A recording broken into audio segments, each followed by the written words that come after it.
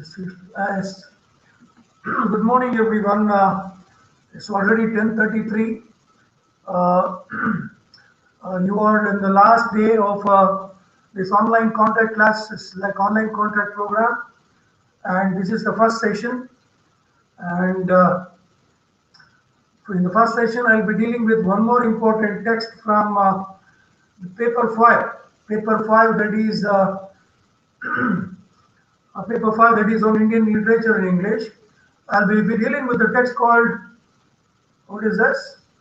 The text called Ayavadana. Ayavadana by Girish Karnad, our own Girish Karnad. So I hope you have heard about Girish Karnad. Girish Karnad is a popular Kannada writer, so whose works has been translated into English. He was a chairman for Kannada Kendriya Sahitya Academy. He was the director for it, sorry. He was the director for Kendriya Sahitya Academy, and very popular Kannada literary figure, isn't it? Karnad was born in the year 1938. 1938 on 19th May. 1938, 19th May, and died in the year 2019. 2019, 10th of June. 10th of June, 2019. So very recently, he died. He died only 2 years back. 2 years back, he was alive, isn't it? So, but still, very popular figure and a very popular Kannada actor, isn't it? He had enacted in so many movies and also serials like Malgudi Days. He is very popular as a fatherly character in that novel, in that serial called Malgudi Days, which was directed by Shankar Nag. Malgudi Days, which was directed by Shankar Nag in the year 1986 and 87, and he came into the field of acting in the year 1970 through the movie called Samskara. Samskara, which is the original work of U.R. Ananthamurthy. So Girish Karnad enacted in the movie called Samskara.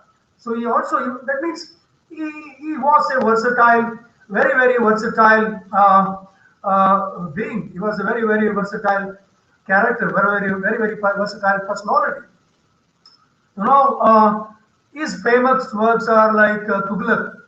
He has written few important books. One is Tughlaq, which got published in the year 1964. 1964. And another important play is Yayati, which got published in the year 1961. Tughlaq, 1964. Yayati, 1961.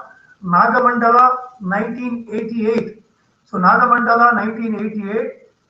He has also written a book on Tipu Sultan. He has also written a book on Tipu Sultan, a famous warrior from Srirangpatna, from Mysore Kingdom, isn't it? So, a very popular literary figure. So, most of his works means popular. Again, he is popular in the literary genre called theatre, like drama.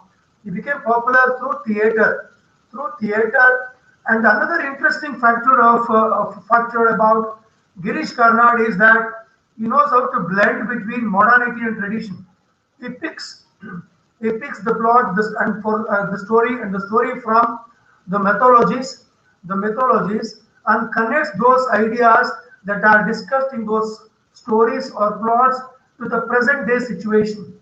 So he gives a kind of contemporary touch. To the ideas or to the topics that are discussed in mythologies, in some stories of Puranas. Purana means mythologies, right? Mythology, Puranas. So he borrows material from Puranas, from so many literary sources. So as again, even he has borrowed again material from Katha Sarita Sagara. From where you see Katha Sarita Sagara, it's a collection of kathas, means the short stories. You know, Vikram Betal, we used to, when we were children, we used to watch Vikram Betar in Doordarshan. I hope you have heard about it. Vikram, the king Vikramaditya, always goes in search of Betar, isn't it? And he wants Betar to narrate a story, and all those stories which are associated with Vikram Betar are moral stories. So those stories are from Katha Sarita Sagara. Katha Sarita Sagara. So even for this particular play, Ayavadana, he borrows material, the plot for his material for his plot. The material for his plot is borrowed from Katha Sarita Sagara. It comes from Katha Sarita Sagara, an ancient compilation of stories in Sanskrit. It's an ancient compilation of compilation means compiling stories. They have compiled stories, and that is means collection of stories, you can say. Katha Sarita Sagara. It's an ocean of stories, you can say. Sagara, ocean of stories. So it will be easy for you to remember, isn't it? So Katha Sarita Sagara, he has borrowed the material for the plot from Katha Sarita Sagara, which is an ancient compilation of what? Stories in Sanskrit. Stories in Sanskrit.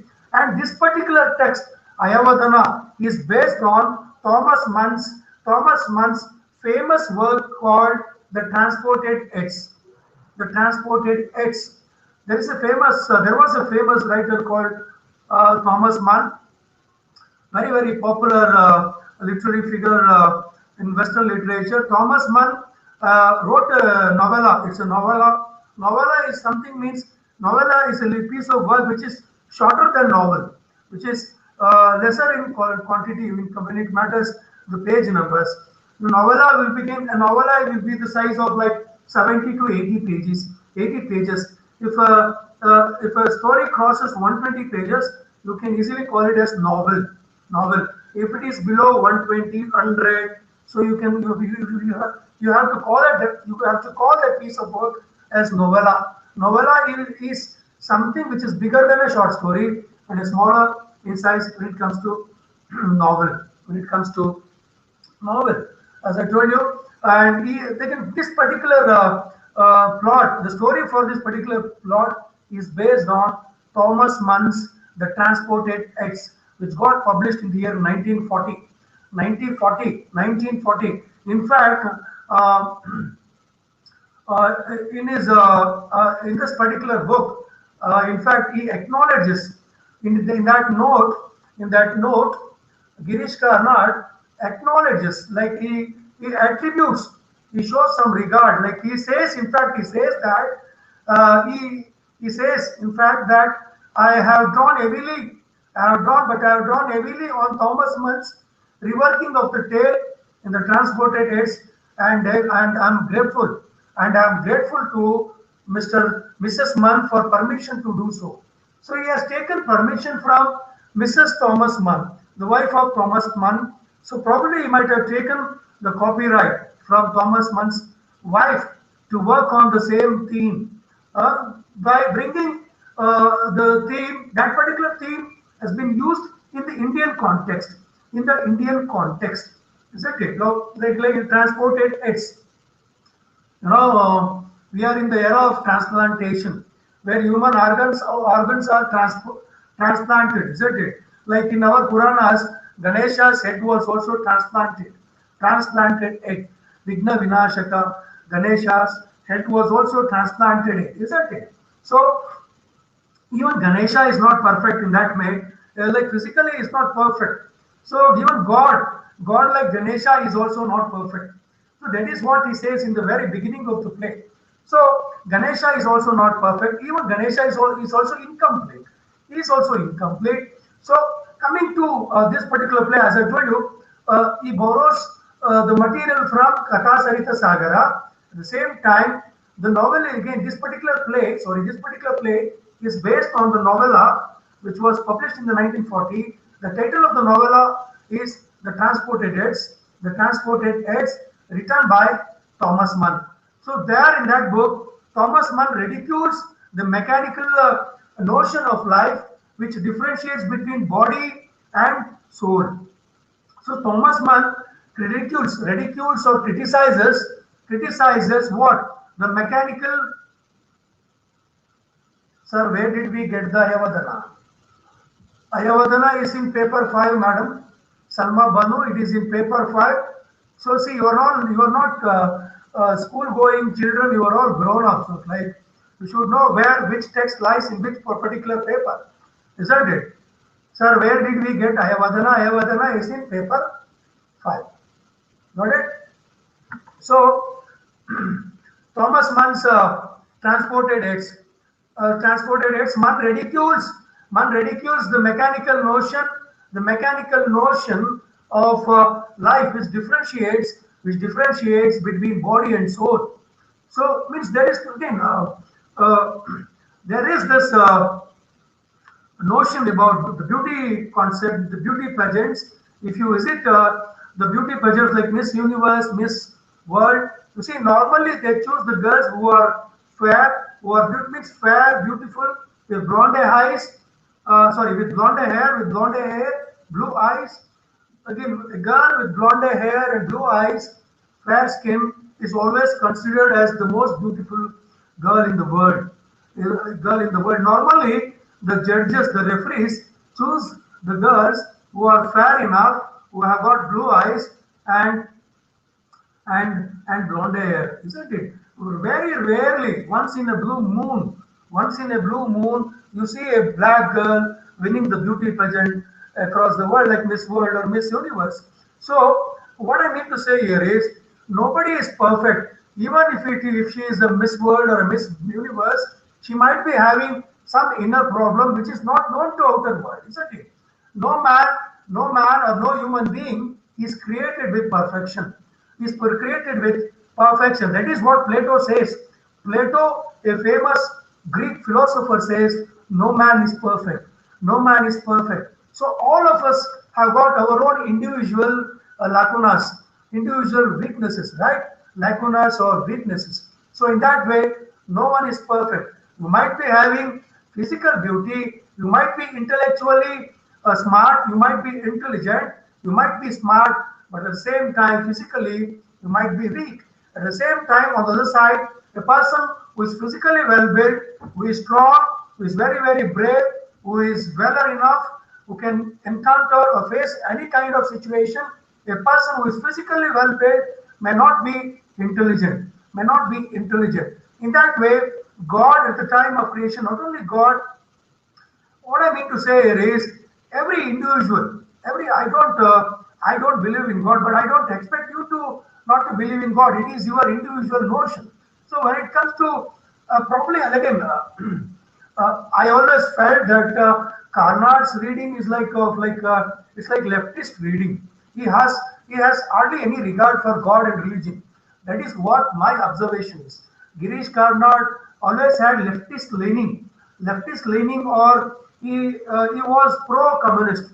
He was pro-communist, Girish Karnad. You can see that when you read the play, you come to know that people who believe in communism, communist ideology, do not believe in God or religion. They don't endorse the presence of God, or they don't accept a religion. There is another interesting factor. So, as I told you, even this Thomas Mann also ridicules the philosophy that holds head is superior to the body. So Thomas Mann believes that there are boxers like Mike Tyson, who was intellectually very, very weak, was very, very weak intellectually, weak, but physically well built. Mike Tyson won so many, fights boxing in the boxing ring, and he made billions of dollars, billions of money. And again, a man who fights in the boxing ring may not be intellectually smart, intellectually strong, but physically he'll be strong, right?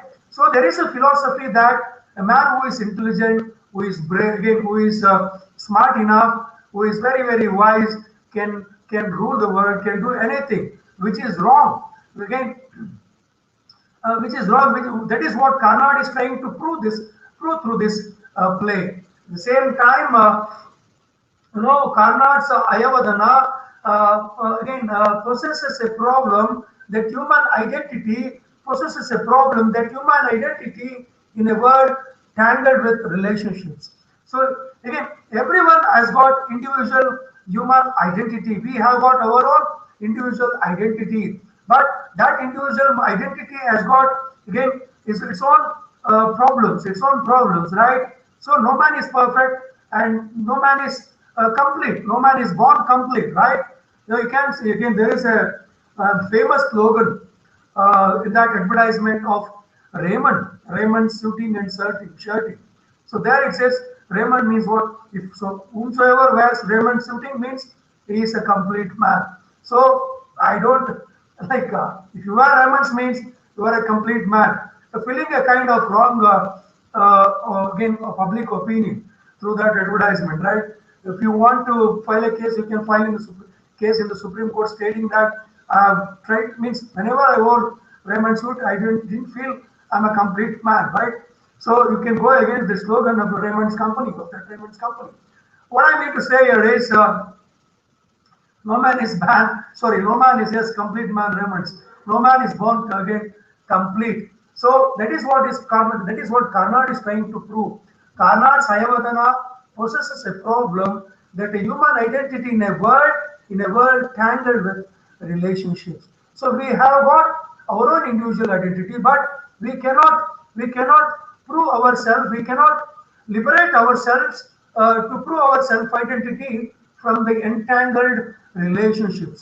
We are ಅದೊಂದು ಗಂಟು ಸಂಬಂಧಗಳು ಒಂದು ರೀತಿ ಗಂಟು ಇದ್ದಾಗೆ ನೀವೆಲ್ಲ ನಿಮ್ಮದೇ ಆದಂತ ಒಂದು ಇಂಡಿವಿಜುವಲ್ ಐಡೆಂಟಿಟಿನ ಪ್ರೂವ್ ಮಾಡ್ಕೋಬೇಕು ಅಂದ್ರೆ you have to come out of that what family structure or relationships. So Karnad uses the conventions and motifs of folk tales in his theatre. He uses the motifs and conventions of folk tales, ಜಾನಪದ ಕಥೆಗಳು, ಜಾನಪದ ಕಥಾವಳಿಗಳನ್ನು ಬಳಸಿಕೊಂಡು at the same time the stage setting is very minimum in Karnad's plays. So it is easy to enact his plays on stage. The stage setting, the materials required for to enact the play on stage is very minimum. It's very minimum. That is the reason why it is easy to enact Karnad's play on any platform with the minimum tools, with the minimum gadgets. You can enact the play on any given platform. So it's unlike our Pauranika Natakas. So Karnad's the plays are, as I told you, they are the blend of Puranas and also what it has his plays has got have got the modern touch, and as I told you, his plays again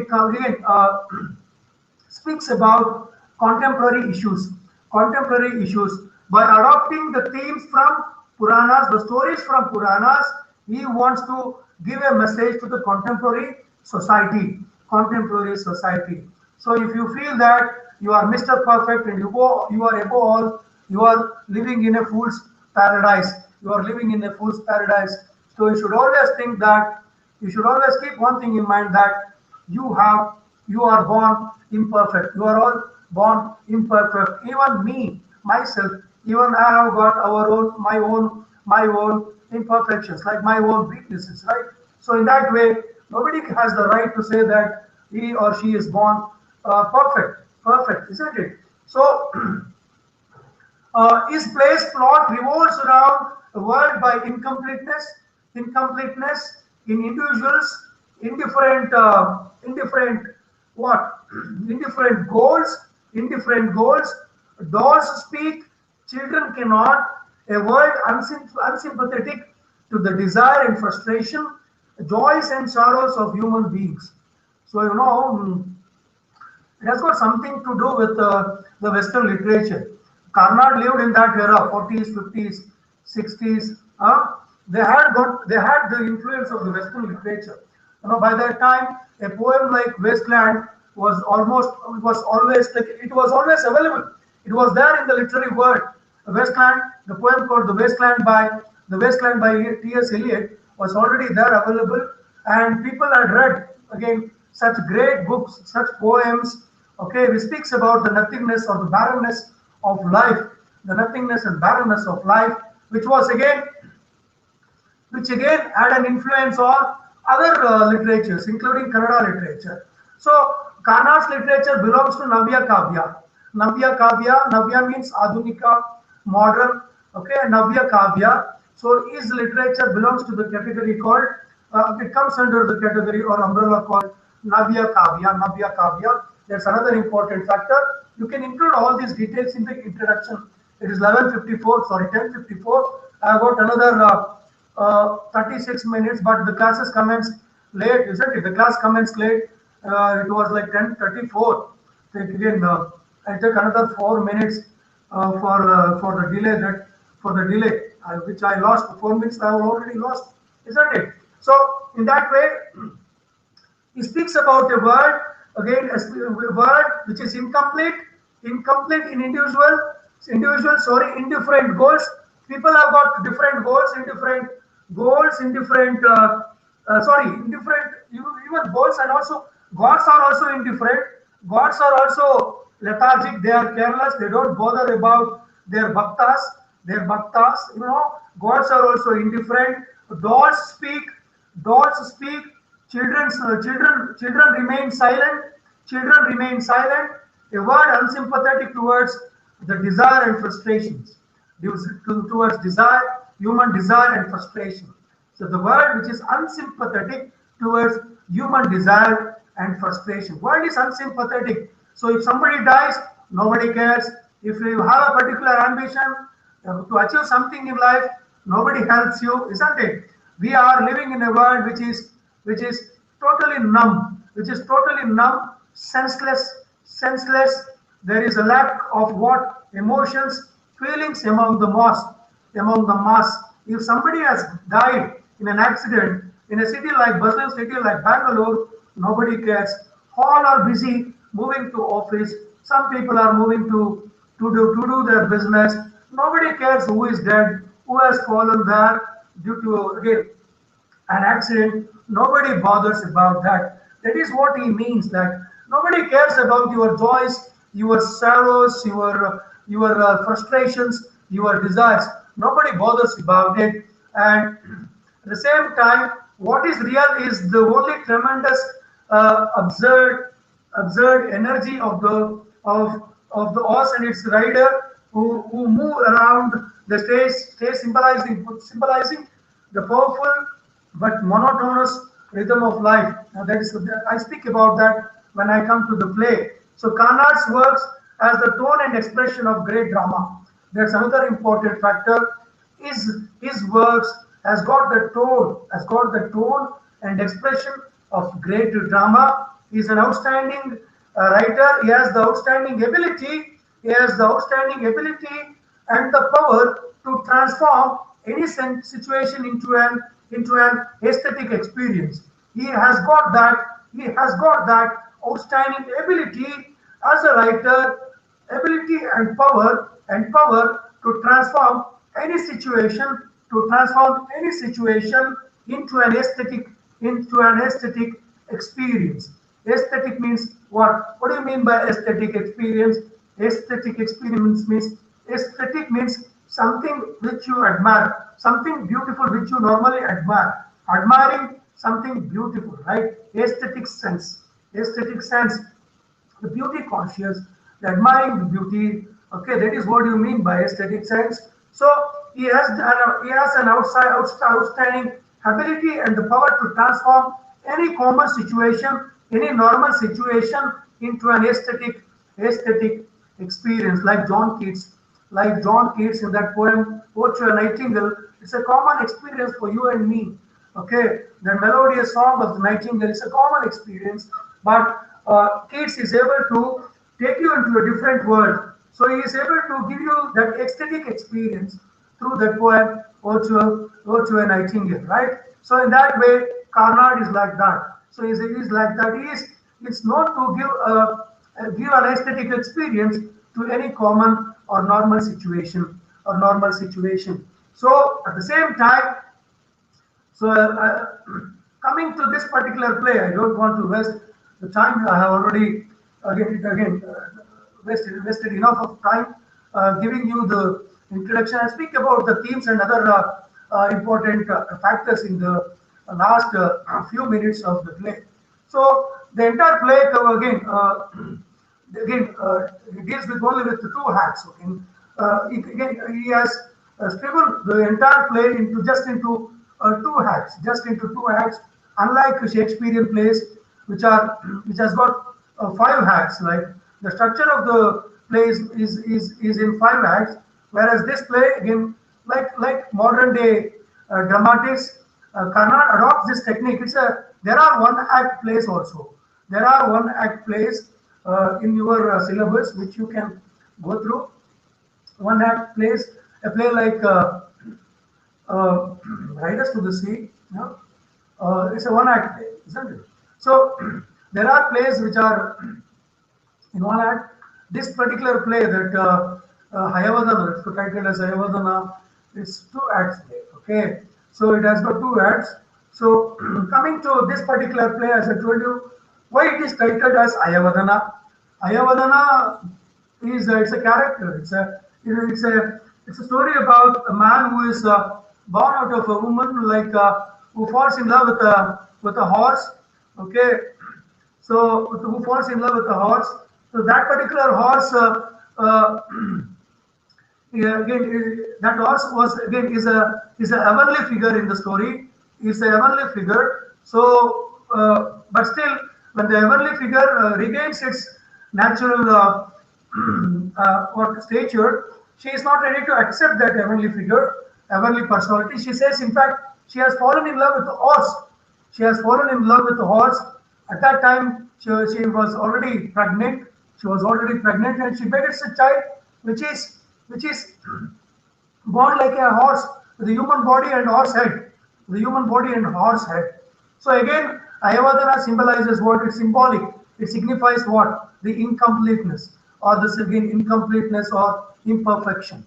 So the story begins with Bhagavata. Bhagavata, again, like all the greats have done, like even John Milton adopts that technique, like invoking God, right? He invokes the muse.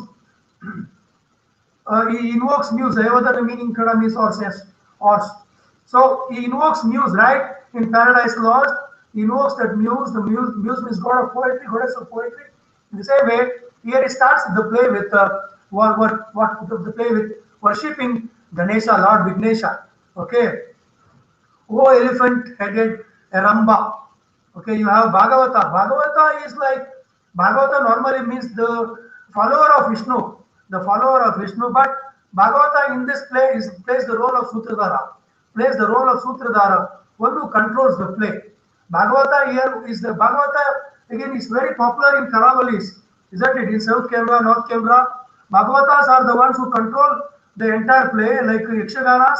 Bhagavatas are popular in Yakshagana folk what a folk skill called folk dance called Yakshagana, which is popular in North Kerala, South Kerala, and Udupi, isn't it? Bhagavata is associated with Yakshagana folk technique or folk dance, isn't it? So here, elephant-headed Aramba is Bhagavata starts the play with again with the invocation. He has started to. So let us not discuss about Ayavadana.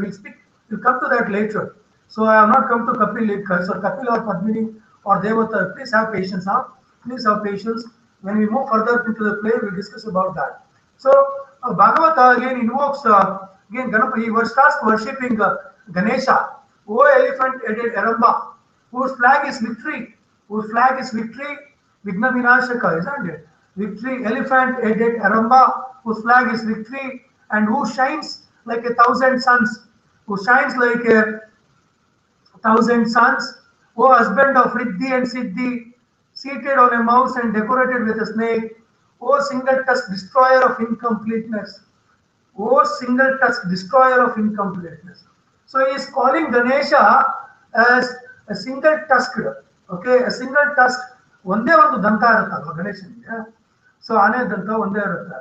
So single tusked means you are also incomplete, you are also not perfect anta. So he is going to means Bhagavata is supposed to enact a play on stage which deals with the theme called incompleteness or imperfection. Imperfection. That That message is very much announced in the very beginning. It's very much announced in the very beginning of the play by Bhagavata. So through Ganesha, he sends a message that the story that is going to be, the plot that is going to be enacted on stage, it's all about incompleteness. May may Vignesha, the destroyer of obstacles, who removes all others and crowns all endures with success, bless our performance now. Bless our performance now. How indeed can one hope to describe his glory in our poor disabled words? So I'll skip few lines. It is not for us to understand this mystery or to try to unravel it. So he's not bothered about that. He also says that Vakratunda Mahakaya with his crooked face and distorted body with a belly, big belly, distorted body, a broken tusk, and with his distorted body is the Lord and Master of success. Is the Lord and Master of success. How about perfection? So he is asking a question.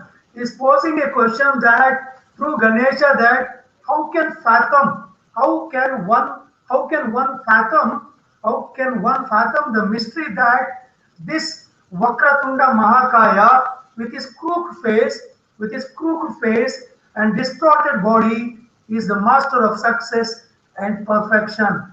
So he is asking a question there. There is this question mark. How can you master this success and perfection with all these disadvantages, with all these imperfections? You have got a single tusk, you have got a single tusk, okay, distorted body, crooked face, you are not handsome, distorted body, but still, how can one fathom the mystery that this Vakratunda Mahakaya with his crooked face and distorted body is the master of success and perfection? So the message is very, very clear. Bhagavata through Ganesha is giving a message to the audience that this play is all about imperfection and incompleteness. So it is very much visible in Vigna Vinashaka Vakratunda Mahakaya. Isn't it? Vakratunda Mahakaya means single tusker Ganesha, isn't it? So the story is about Dharmapura, a place called Dharmapura, okay, where the king Dharmashila is ruling. So Dharmashila is ruling the kingdom called Dharmapura, which is famous for richness, okay, proper again. And it was very, very popular, very, very rich empire. The name and the fame of this kingdom has stretched to the ends of eight directions. Eight directions. We have got eight directions, right? Uttara, Dakshina, Vayuvya, Ishanya, Purva, Pashima, like that. So the name and fame of this kingdom has stretched to eight kingdoms. Sorry, eight directions. Sorry, eight directions. There are two youths. One is Devadatta, who is a son of revered Brahmin called Vidyasagara. Devadatta is the son of revered Brahmin called Vidyasagara. Devadatta is intelligent, smart, at the same time is a very good poet. So can be almost compared to Kalidasa here. So always aspires to be like Kalidasa. Okay. In fact, he reveals that he has got all the talent. He is aspiring to be like Kalidasa. And you have another character called Kapila, who is the son of a blacksmith, so ironsmith, only son of the ironsmith called Lohita. Kapila is the son of a man called Lohita, who is the ironsmith, whereas Devadatta is the son of a revered Brahmin called Vidyasagara. Devadatta and Kapila are two good friends. They're the closest friends, and entire capital of Dharmapura.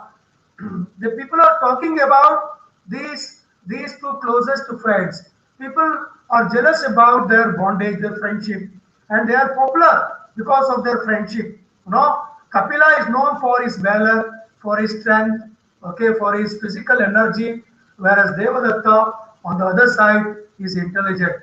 Though he is not physically strong, he is intelligent, very, very smart, intelligent, wise, and poetic. He is poetic in his sensibility, but at the same time, very, very soft, smooth, timid, you can say, in his behavior. He is again very, very, very fragile in his behavior, in his behavior or in his characteristic. So when it comes to again the story, the world wonders at their friendship. The world sees that these two young men wandering down the streets of Dharmapura hand in hand and remembers people remember whom Lava Kusha, Rama Lakshmana, Krishna Balarama. Whenever they see these two friends, they compare these two blacksmith or ironsmith. Kapila, the son of blacksmith or the ironsmith, called Lohita. Lohita. Got it? So these two friends are almost like they can be compared to Krishna and Balarama. Krishna, not Krishna and Sudama. So they can be compared to Krishna and Balarama and also Rama and Lakshmana and Lava and Kusha. You know what happens in the story? He finds who Kapila finds that Devadatta is little bit disturbed. Is little bit disturbed, and Kapila is fully aware that why Devadatta is disturbed, because Devadatta is enchanted with the beauty of a girl called Padmini. He is very much attracted with the beauty of a girl called Padmini, who lives in the street in a street which is close to market, where Devadatta was once going. Once he was going in the street of that market, he meets that girl. He was able to see that girl. So after seeing that girl, he was mesmerized. He was very much mesmerized with the beauty of that girl. So he feels that he has fallen in love with Padmini. So Kapila, as a loyal friend, wants to help Devadatta. Wants to help Devadatta. So he seeks his what? And like he seeks his words, like he asked him, in fact, whether he can assist him in this love adventure. So Devadatta, in fact, like though he is not keen to send Kapila to speak on behalf of him with that girl, but still, finally, it is Kapila who takes the responsibility of matching that girl Padmini with Devadatta, because Devadatta, in fact, expresses his desire that if he is able to marry Padmini, he will give his head to Rudra, God Rudra, and two hands to Kali. Kali, he can sacrifice his two hands, two arms to goddess Kali, whereas he can sacrifice his head to God Rudra. Rudra means Shiva. Shiva. So in that way, uh, they are connected, and in that way he expresses his emotions or feelings towards Padmini when he converses, or when he again discusses again his love means his love feelings towards Padmini with Kapila. So Kapila, as I told you, in fact, he wants to help his friend who is who has become emotionally weak. So as I told you, uh, how come there is a reference of Kali? In fact, Ayavadana when he enters the stage with that actor. That actor was again supposed to he met Ayavadana. He meets Ayavadana in the road where that actor was pacing like he was like he was he was creating a kind of fuss by pissing on the side of the road, and Ayavadana meets him. In fact, Ayavadana chases him, and that makes the actor come running, and you can see he is breathing for the breath. He's breathing for the breath. Who? That actor, and Bhagavata consoles him, and Ayavadana, in fact, blames the actor for creating a problem in the street, like in the street, or and in fact, Ayodhana also asked Bhagavata to help him to remove that horse head, so that he wants perfection. Even Ayodhana wants perfection. He wants human head to be replaced with the from the again with the again replaced with the Orset. Like he doesn't want Orset. Like that is the reason why he requests Bhagavata to help him out. But Bhagavata, in fact, asked him to visit Banaras in the first stage. But again, Ayavadana says that he had already visited Banaras. Now, when he asked him to visit various temples, including Tirupati, again, but Ayavadana reveals that he has visited all the places. This particular paragraph in page 1, page 9, Act 1 reveals, it speaks about a kind of negative notion, or the kind of what you can say that is a non-believer of God and religion. Who? Girish Karnad. He is not he is not atheist. He's an atheist. Who? Girish Karnad is an atheist. He doesn't believe in God, because Ayavadana reveals that though he has visited so many gods, so many pilgrimage places, he was not able to get rid of that horse's head. But at last, the same Bhagavata asked him to take the actor to the temple of Kali, which is located in the deep forest of Chitrakuta. Deep forest of Chitrakuta, which has got some association with the characters in the play Ayavadana, called Padmini, Devadatta, and Kapila, because the same Kali temple is the witness for the exchange of the two heads, the transportation of two heads.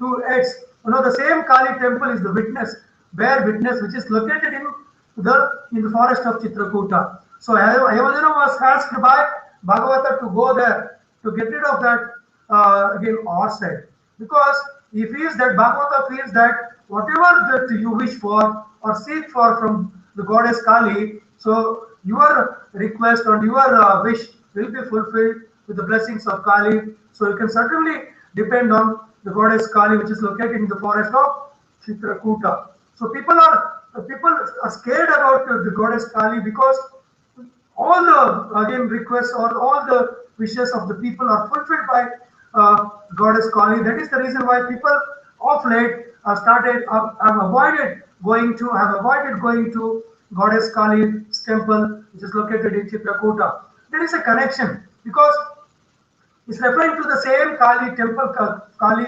where this Chitrakuta, this Devadatta and Kapila exchange their head, because on the wish or the desire of, again, it is on par with the desire or wish of the Padmini. Padmini, in fact, requests Kapila, because she gets attracted with, after marriage. Again, Padmini gets attracted with Kapila's physical appearance or physical stature or body, because she gets attracted because she was able to climb the tree to fetch flowers. When she asks for a particular flower to be fetched, he climbs the tree like an ape, and even while riding the cart, he was he was a complete man. The only factor that was lacking in Kapila is he is not intelligent or wise like Devadatta. Soon after the marriage to Devadatta, again Padmini realizes that Devadatta is like a small baby. Is very, very fragile. She in fact says that, she utters that you are very, very fragile and very, very weak. You are almost like a baby. In page 21, Act 1, but you are so fragile, you are still a baby. But whereas she gets attracted with Kapila, he is such an innocent, looks a proper devil, looks like a proper devil. But the way he blushes and giggles and turns red, he might have been a bride. So she, in fact, again desires, expects a Kapila to be born as a bride instead of bridegroom or a groom or a boy. So at the same time, Devadatta is jealous now, because she starts to like Kapila on the other side, because Devadatta has got his own lacunas, that he is physically weak. No, not weak, very, very soft. Physically strong, but he is very, very soft in his nature, in his approach. Whereas Kapila is aggressive, very, very adamant, aggressive, very strong enough to take control of any kind of situation wherever. And he's again very popular wrestler. He's a very popular wrestler. He had again he had made a lot of name and reputation. He has built his own reputation and image in Dharmapura, in the field of wrestling. In the field of wrestling, that's another important factor. So she starts again. It's a kind of infatuation. Infatuation. She's getting attracted towards. She's getting attracted towards Kapila. The theme display friendship. No, Bhavani Joshi. No, display is not only about friendship. The theme of the play is there are so many themes, sub themes, which I'll discuss in another 10 to 15 minutes. So if you give me the time, I'll be able to complete the story. So then it will come to the important themes of the play. Okay, as I told you, this relationship of friendship gets complicated when Devadatta marries Padmini, and Kapila falls at the same time. Kapila when he goes to meet Padmini to entice her or to request Padmini on behalf of Devadatta to marry Devadatta. Kapila in fact, Kapila also gets attracted with the beauty of Padmini. He feels that Devadatta is not fit. He is not fit to a girl like Padmini, who is so beautiful. He feels that a man like him, who is physically well built, can fit a girl like Padmini. So that is what he feels in the very first approach. In the very first approach, when he meets Padmini at the doors of her house, which is located in the street, or which is located in the market, the street market of a street located in the market. So where at the door of her house you can find what two-headed bird. Probably Karnad is speaking about Gandu Berunda. Gandu Berunda is the bird which has got two heads, right? So that house, Kapila identifies Padmini's house with that carving that is found on the door of the house of Padmini, carving of a bird with two heads. So again, almost all the houses in that street, which is located in the market, has got animal images carved on the doors of each home. Okay, so in that way, when he approaches Padmini, Kapila immediately falls in love. He also gets attracted with Padmini, but he controls his feelings for the sake of his friendship. So, for the sake of his friendship, in that way, Kapila avoids or controls his feelings, whereas Devadatta marries, and you can see there is a shift in the behavior of two friends. And you can see that in a scene hilariously comic, but at the same time full of dramatic connotation, Padmini transforms. She in fact asks Devadatta and Kapila to come along with her on a visit to the temple called Temple of Kali, which is located in Chitrakuta, in that forest. When she goes along with them, she requests them to interchange their heads. Kapila is happy to have Devadatta's head, and Devadatta's head is also Devadatta is also happy to get Kapila's body. So you can see that the story gets complicated with the transportation of heads.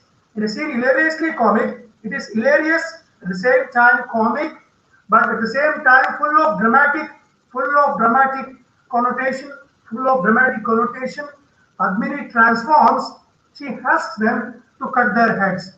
She in fact requests them to cut their heads, and they cut off their heads, and Padmini replaces both the heads of she replaces the heads of Kapila and Devadatta. So transforms their heads, giving Devadatta's Kapila's body and Kapila to Devadatta's body. You can see that as a result, she gets a desired man. She wants Devadatta's head in Kapila's body.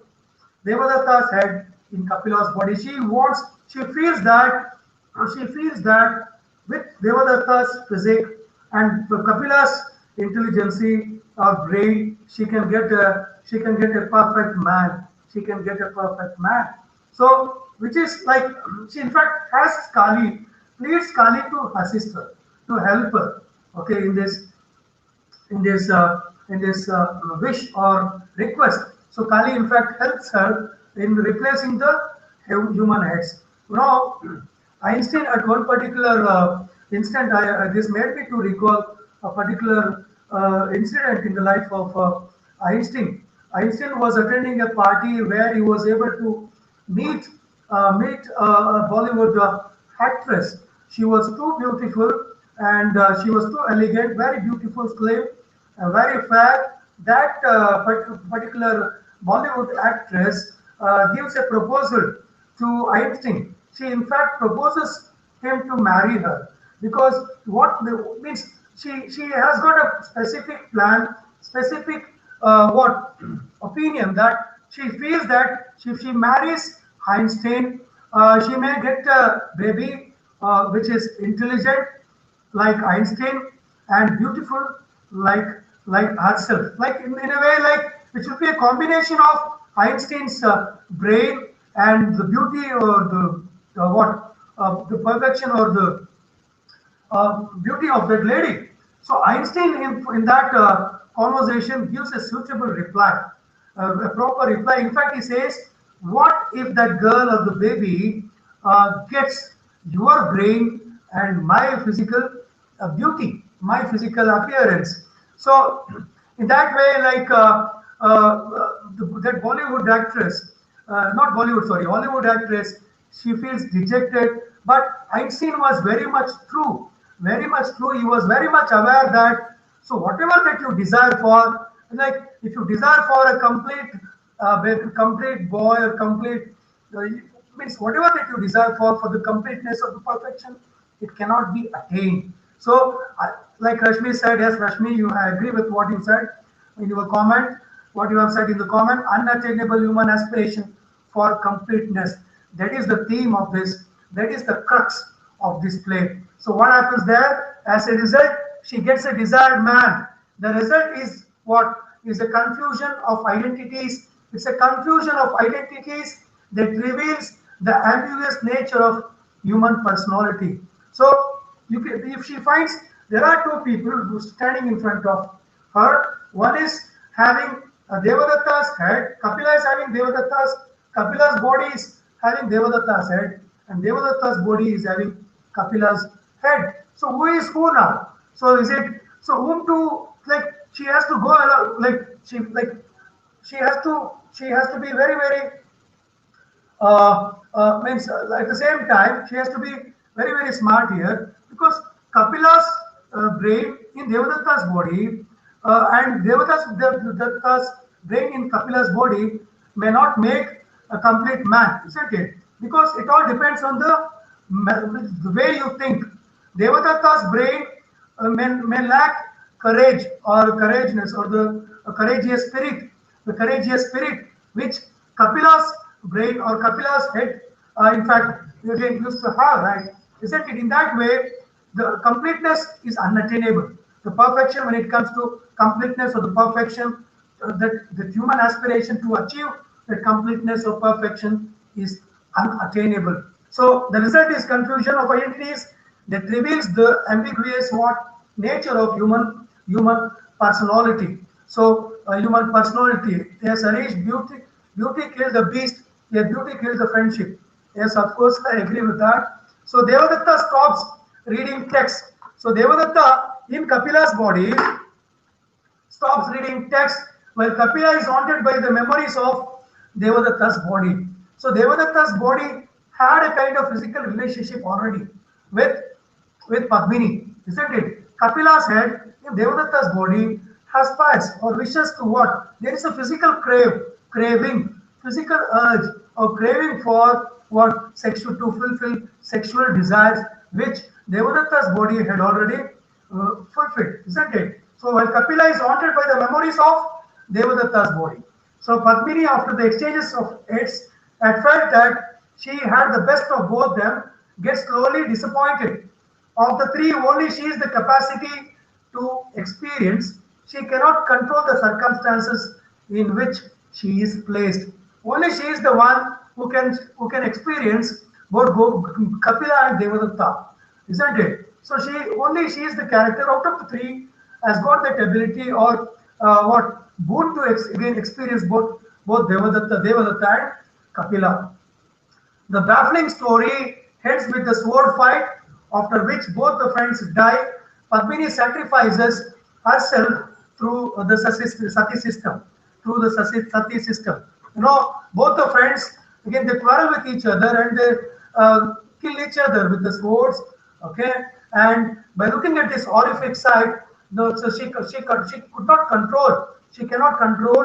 She cannot control because she is the one who is responsible for the what? For the tragic death of these two friends. So she blames herself for this, and that is the reason why she commits sati. Means she commits. It's almost like suicide. She commits suicide in form of sati system, like jumping into the funeral pyre. Jumping into the funeral pyre. That is what sati system means, where the husband's bodies are kept to burn, isn't it? On the funeral pyre, it was there in practice in states like Rajasthan, right? Sati system. So she dies through sati system. So the death of the three, the death of the three is not portrayed tragically. Death serves only to emphasize the logic behind the absurdity of the situation. So you don't feel any like you don't get any kind of tragic feeling. Like this play is not at all a tragedy because you don't, as a reader, you are not sympathetic with the death of these three characters. You might be sympathetic with Devadatta and Kapila, but they are also responsible for this kind of result, for this kind of ending, isn't it? So in that way, like you cannot blame Padmini or Devadatta or Kapila for this, and because as a reader, including me, you don't feel sympathy or pity towards these characters for their death. Okay. Thus, again, what are the main concerns? What are the main concerns that you see in the play? The main concerns of Karnad, Girish Karnad in this play. The first concern is incompleteness. The second concern is ideal versus real conflict. Ideal versus real conflict. You expect something. You expect the an ideal world, an ideal world, whereas the reality is different, isn't it? So you expect something, an ideal. You have something in mind. You have some vision, some what aspiration, some dream. But what you get in result is not the same. So the ideal world is nothing but again is different from the real world. Ideal world is different from the real world. So the first theme is the major concern. The first major concern of Karnad is incompleteness. The second concern is ideal versus real conflict. The third concern is indecisive human nature. Indecisive human nature. And the fourth concern is identity crisis. Identity crisis. And the fifth human concern is casteism. Because Kapila is ill-treated by Devadatta. That you should not forget. Whenever Devadatta sits on chair, Kapila sits on floor. So there is one particular line like where Devadatta, while addressing Kapila, in fact, he says that go back to your smithy. Go back to your smithy, since he is the son of an ironsmith. So he says, go back to your smithy. That's where you belong. That's where you belong. Means Devadatta, when he utters a piece of poetry, Kapila is not able to understand that. So at that time, this man is Devadatta criticizes the mindset or the thinking level of Kapila. He criticizes the thinking level of Kapila by being a Brahmin. So as a Brahmin, the kind of notion that Devadatta has on Kapila is different. So there is this casteism, and in fact, Kapila, whenever he sits before Devadatta, he sits on the floor. He sits down on the floor. There's another important factor. There is casteism. There is identity crisis. At the same time, there is this gender inequality where Devadatta, in fact, craves for a male baby born out of Kapila's womb. Like he craves for a male baby. At one juncture, in fact, asks again Kapila for a son. Devadatta always refers to their baby as a son. As a son. Once our son is born, I'll teach him to swim. I'll teach him to swim too. You go on about it. Being a son, What if it is a daughter? This is a reply of Padmini. What if it is a daughter? You always speak about having a son, but what if it is a daughter? There is that gender inequality, the theme of gender inequality, casteism, identity crisis, incompleteness, indecisive human nature. Indecisive means taking, lacking, taking again quality where in which like a characteristic where you take proper, where you lack taking proper decision. You lack the characteristic. In fact, like indecisive human nature. Check again. Hamlet is known for that, isn't it? Hamlet is known for indecisive human nature. So even here, Padmini has got that again quality. She is being indecisive in taking decisions, isn't it? So again, the conflict between ideal world and the real world, and the incompleteness. So that way, uh, uh, these are the main concerns. Realism is also one of the themes of this play. Am I right, sir? Yes, of course. Realism, as I told you, reality is different from idealism. Realism is different from idealism. Idealist world, like the idealistic world of Plato. Okay, Plato has got had an imaginary world. You all have an imaginary world, isn't it? A world with with complete peace, or a world with complete harmony, lesser hatredness, animosity, isn't it? In that way, there is a difference between like there is a conflict. Okay, there is a conflict between the real world and the ideal world. So these are the concerns of Karnad, the literary concerns of Karnad that you see in this play. One is incompleteness, the second one is ideal versus real conflict, and the third one is indecisive human nature, identity crisis. Each character suffers with identity crisis. Devadatta is intelligent but physically weak. He is very very soft, whereas Kapila is physically strong but mentally weak. So you can see that. So there is this identity crisis. So these are the main few issues that you can deal with in the exam. So I hope I am able to cover. I was able to cover almost all the details regarding the text. Thank you one and all. Meet you once again in the noon with a different text. See you once again at 2 p.m. Uh, I wish you good luck for the remaining part of the day. Huh? All the best.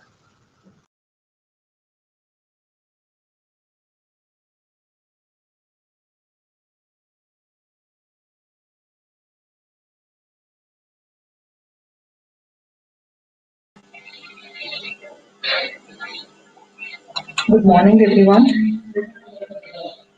Today, as I have told you everything, yesterday itself I have mentioned you that informed you that today I am going to continue with the same text what I was dealing in my previous session. That is, where should we go this summer? Uh, Hope you are all ready to know or realize the story or the themes or the conflict of the central character of this novel. Hope I am audible. Yeah, and let me give you a brief introduction again, just to recapitulate what we had discussed yesterday in my last session of the last lecture series. And this is the novel written by Anita Desai, and it is interested in this, especially as I have already given you a brief introduction regarding Anita Desai. She is interested in the psychic life of her characters, and her novels reveal that her real concern is with the exploration of human psyche. And most of our novels deal with the psychology and psychological conflict of her characters, and always women characters will be the center of her novels. And as though she doesn't openly admit that she is a feminist or feminism is the main domain she wanted to discuss through her novels or in her novels, but still we could find only the women oriented and the psychic trouble or conflict of women who are struggling to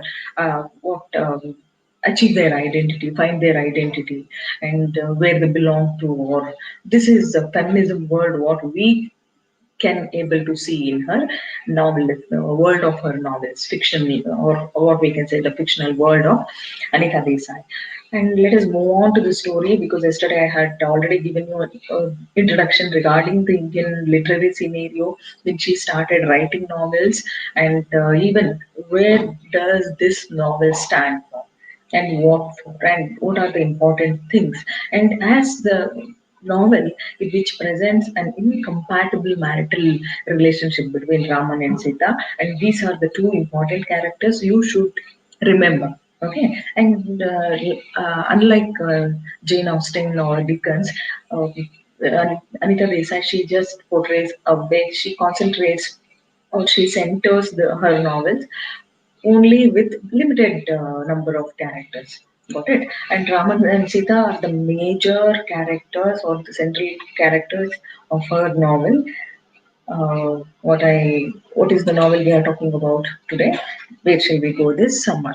So the title itself is catchy, and sometimes you may get a questions like, can you in what critically analyze or bring out the significance of the title? Then bring out the psychic world of Sita in Where Shall We Go This Summer? And sometimes you can also say delineate the character Sita. So the story is about a woman's prenatal neurosis. Sita, she is the middle-aged woman or heroine. She does not want her fifth child to be born at all into the world. And when the novel opens, we have a central character Sita. She is going to deliver her fifth baby, but she is completely what we can say disturbed with a monotonous life, mechanical way of life in Bombay. Okay, of Bombay, she doesn't because she hails from Manori. That place is an island and known for what we can say greenery, vegetation, and very it's a place of peacefulness. Okay, so here when the novel opens, we have a central character. She is not at all happy with her married life. Then she doesn't want her fifth child to be born into this world of or we can say valueless world, meaningless world. So Sita, she withdraws to the island of Manori, where she spent her childhood in order to prevent the birth of her child. So the important aspect of this novel is this novel is divided into three parts. Please, all of you, somewhere you can jot it down. This book is divided into three parts. The middle section being a flashback, and even Anita Desai she uses the flashback technique. As far as the novel technicality of the novel concerned, she uses flashback techniques. And who is our protagonist here in this novel? Sita. Okay, and this novel is divided into three sections, and in the middle section we have a flashback technique where we could find some of the memories of childhood. Okay, where she converses with the readers. So the conscientious reader, because yesterday I was going through your messages, some students they find it difficult to understand what we're teaching, and some students are very happy at least we are putting efforts, and it is our duty to make our what lecture very interesting. The problem arises where that when a student is not thorough with the text, because you're all in post graduation, you're all pursuing a post graduation degree, amidst of all your problems or whatever, you have to be at least thorough with this study materials, at least the syllabus, what you are going to study. Okay, what we were taught, like before you enter into the class, you should be thorough with at least few text, important text. So then it would be easy for you to understand what we teach here. Then definitely you can realize what ma'am is teaching or what sir is teaching. I have read somewhere. Then it is very helpful for you to delineate the character, know the themes, and how to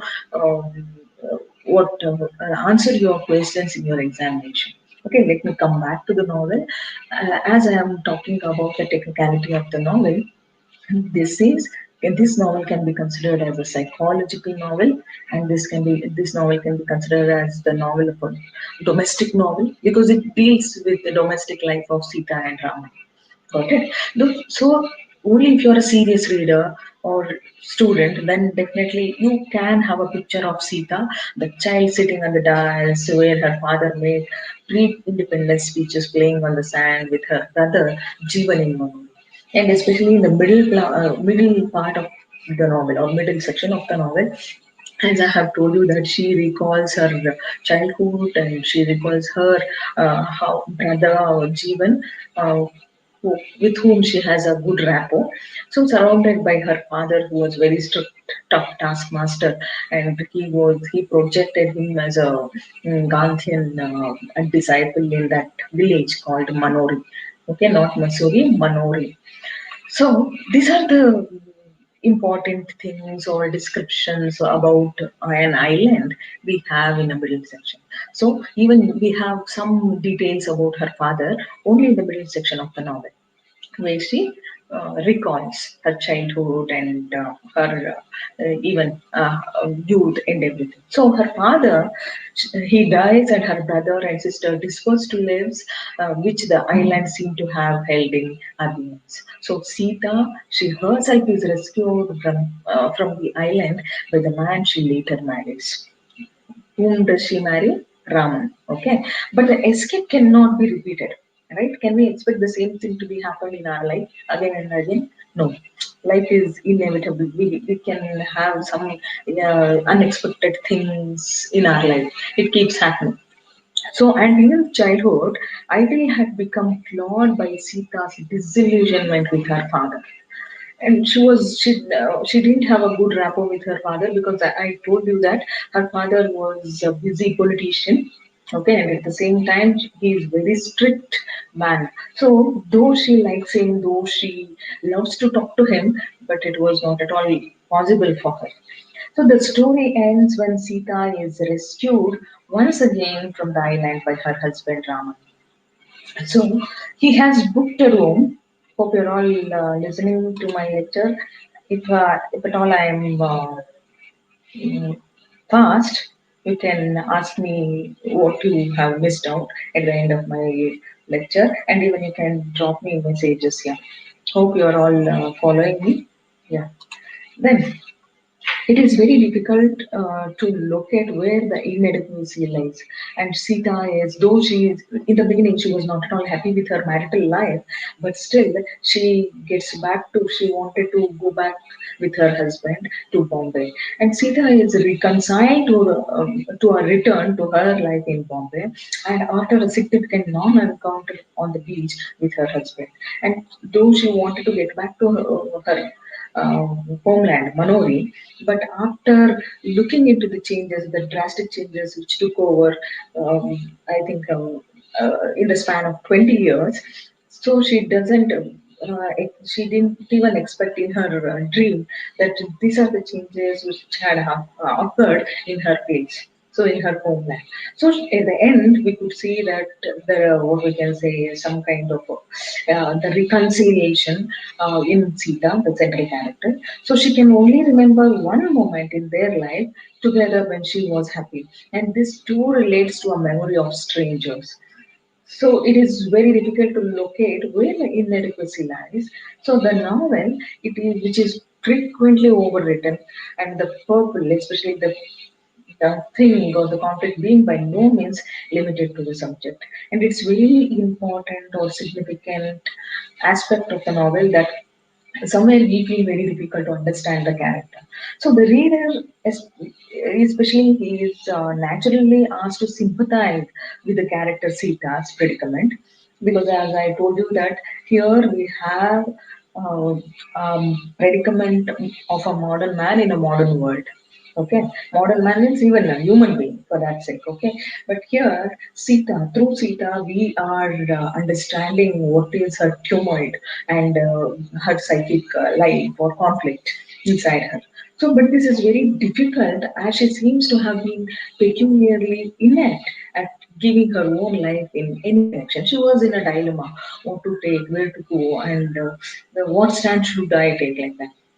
So her emotional crisis does not come across, and it is very difficult to give credence to a confrontation Sita with her own life. And when she has been so passive all along, only chafing at her equally passive in laws now and then. So the incident which preceded the crisis seemed flimsy and contrite. And when she got married and she comes back to Bombay with her husband, she was not at all. Only in the beginning years she was okay. She tries to adjust to the mechanical life of Bombay. Okay, but later she feels very difficult, and at the same time she was not at all comfortable with her in-laws and with her even her relatives, like her husband's sisters, siblings. So even Raman, somewhere he wanted to give her a peaceful space, and so he wanted to keep her happy at his cost. That so he keeps her in a different home and separate home, but still Sita was not at all happy. And even if for a Raman, it was very difficult to understand what is going on in the mind of Sita. Got it. That's what I told you. We readers, we sympathize with Sita for her own predicament, and even we can understand what is from what she is suffering from, and even what is her problem. But even there is no solution, and the solution always will be inside us. Only when you understand, when we understand ourselves, then we are the better judges of ourselves, right? So the incidents which precede the incident after incident, we started analyzing or understanding the character Sita. So that's what one can agree with. This is a novel of, or this is a psychological novel which deals with the psychic life of Sita. So there are some good things in this novel. For example, the atmosphere of inactivity and irritation on their second trip to Manori, and the colors and sight. Because she Sita, she hails from that land, and when she goes back to that land after 20 years, she herself she doesn't like to stay there, so she compromises herself. Yesterday, I have already informed you or told you that she is a typical Indian woman. You got it? So she knows how to sacrifice and she knows how to compromise. Ultimately, at the end of the novel, she herself compromises and she makes her mind to get back to Bombay, though she doesn't want to live there. Got it? Only for her children's sake, and ultimately her family matters. So, but if this novel is only about a case of prenatal blues or neurosis, it's not good enough. But it deals with all stages or all cases of human life I'm talking about. So, you may get a question like, analyze the character of Sita. Okay, like how do you analyze the character Sita in Anita Desai's We Shall Be Go This Summer? And if you don't understand the novel, or if you don't read the novel, or especially at least the study material what we have provided you, then definitely it will be highly difficult for you to know. So please, I am asking you to go through the novel. Okay, let me tell you how to answer, like how to delineate the character Sita in your answers. And you all agree with me that Sita, though the plot of the story is very simple, like this deals with the domestic life of Sita and Raman, unless she is not happy with her marital life. And what else? How do you answer in your exams? So, Sita is the female protagonist of this novel, especially this is the novel written by Anita Desai, We Shall Be Go This Summer. So, the story is essentially a study of the marital discord, okay, marital disharmony, you can say, resulting from the conflict between two irreconcilable temperament and two diametrically different viewpoints represented by Sita and her husband. Who is her husband? Raman. Hope you're all following me. Am I too fast? Yeah, you're all with me. Then, Sita is a very sensitive, emotional, middle-aged lady, and she's saddled with four children when the novel begins, and even she is going to give birth to her fifth baby, right? So she feels alienated from her husband and children, and undergoes acute mental agonies silently in isolation solely because of her sharp existentialist sensibility and explosive emotionality. And sometimes he cannot be over emotions, right? Too emotions, and you cannot be oversensitive, right? So if anything becomes over or too much in our life, definitely that will be the end of our life. So there is it understood that we have to face some difficulties. So Sita, though she is placed in a comfortable circumstances, but still she is not at all happy. Because of her, we can consider her as a delicate darling. Okay, she feels utterly lonely at heart wherever she was, even though she was with her husband or with her family or away from her family. So the very interrogative title of this novel. Okay, what is the title? Where shall we go this summer? The title itself it poses a question to the readers, right? So this is a pointer to the very angle or angst and ending of her anguished soul. So if the title sometimes, as Shakespeare says, most of the critics of Shakespeare they say that all the title of Shakespearean plays, it acts as a key to the whole play, right? So here also, maybe or the later of the successors of Shakespeare, they might have what acquired the skills from him, so they started keeping a very catchy title for their literary works. So the title itself is a very interesting, and it is a pointer to the very angst and annoy of her anguished soul.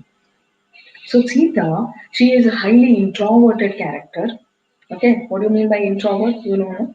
And she is very highly introvert, highly sensitive, and the very appeal of her character consists in her inwardness, introversion, and the resultant psychic.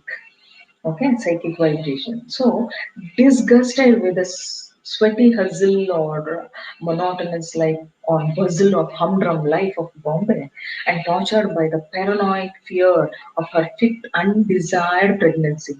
Okay, and imminent party, what we can say, she was not at all happy and she doesn't want to have her fifth baby. That's what we can call it as. Anita Desai, she writes in the novel, it was her undesired pregnancy. Sita, along with her two children, she wanted to leave for her homeland, Manori. And the two, the names of her children who accompany her to Manori are Menaka and Karan.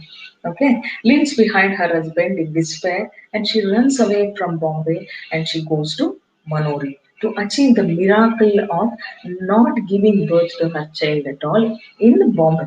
Okay, so this is actually ascribable to her deep-seated reverence for what we can say liberty and to her unwillingness to accept violence. And see, actually, Raman was not a husband to beat her every day or tortures her every day or irritates her every day. But she, the problem is, she is oversensitive, she is over emotional, okay, and she has too much of expectation from her husband. And can we or can anyone always expect her husband their husbands to be with them throughout the day? No. And Raman here is a businessman, okay, and he has a factory and industry to look after. But this woman, that's what I told you, we readers we sympathize with his character, and at the same time, we also feel disgusted what her problem actually is like that. Okay, and I told you, no, Raman he wants her to be in a contented way, or he tries all the ways to keep her in a happy mood, but still so finally, he says, okay, if you want to go to your place, please leave with your children. Then, and I'll only for a few days will be there and I'll be back and I'll come to catch you like that because he was a busy person. So, each incident, whatever take place in the novel, this is also very important to analyze the character and to know the problem of Sita. So Moses, the caretaker of the house, takes them across the sea to the island. Especially, they had a house there, okay, her ancestral house, and where she lived, and her parents lived, and even her siblings. They played. So, which was built by Sita's father. And she discovers the house deserted for over 20 years I told you she is visiting the house after 20 years, 20 long years.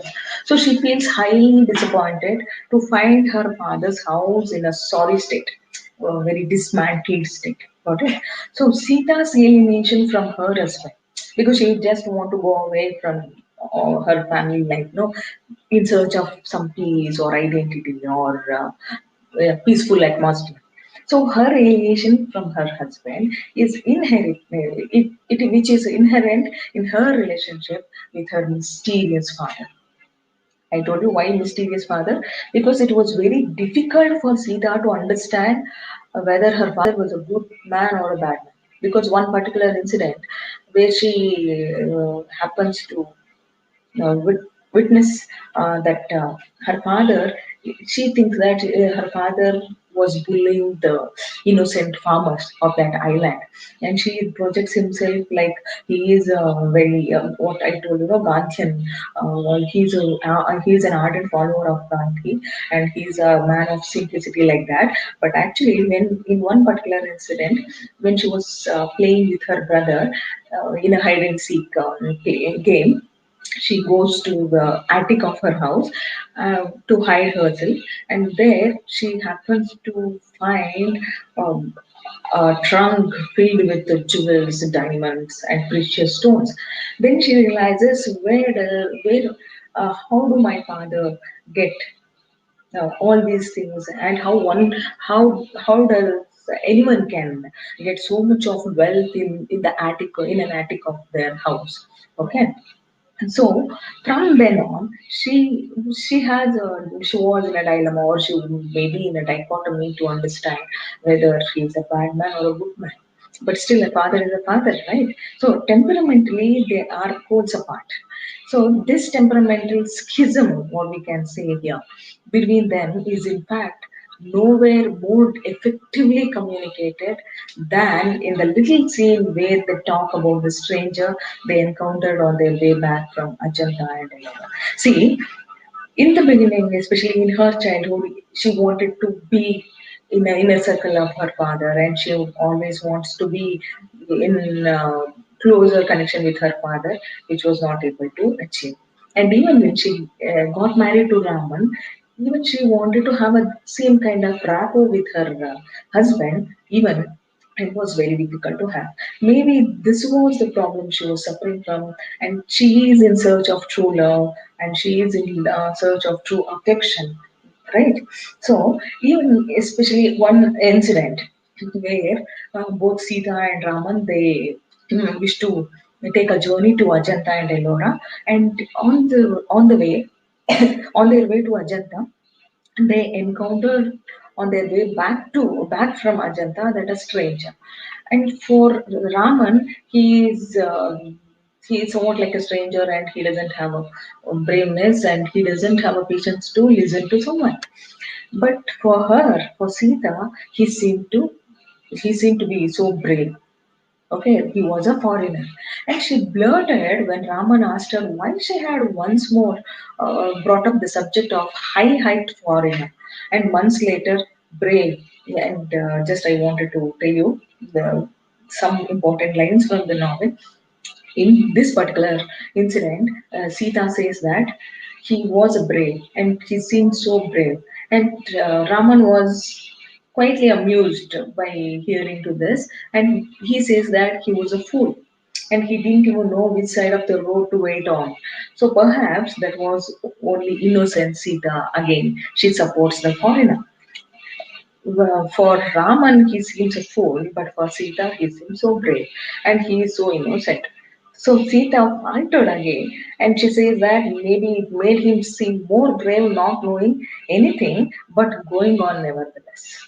So after reading this particular incident, we think that maybe Sita wanted to enjoy her freedom like a fool, because for her, foreigner is brave and innocent means that, like foreigner, because he hails from other land, he is enjoying his life, visiting the unknown land and exploring each and everything.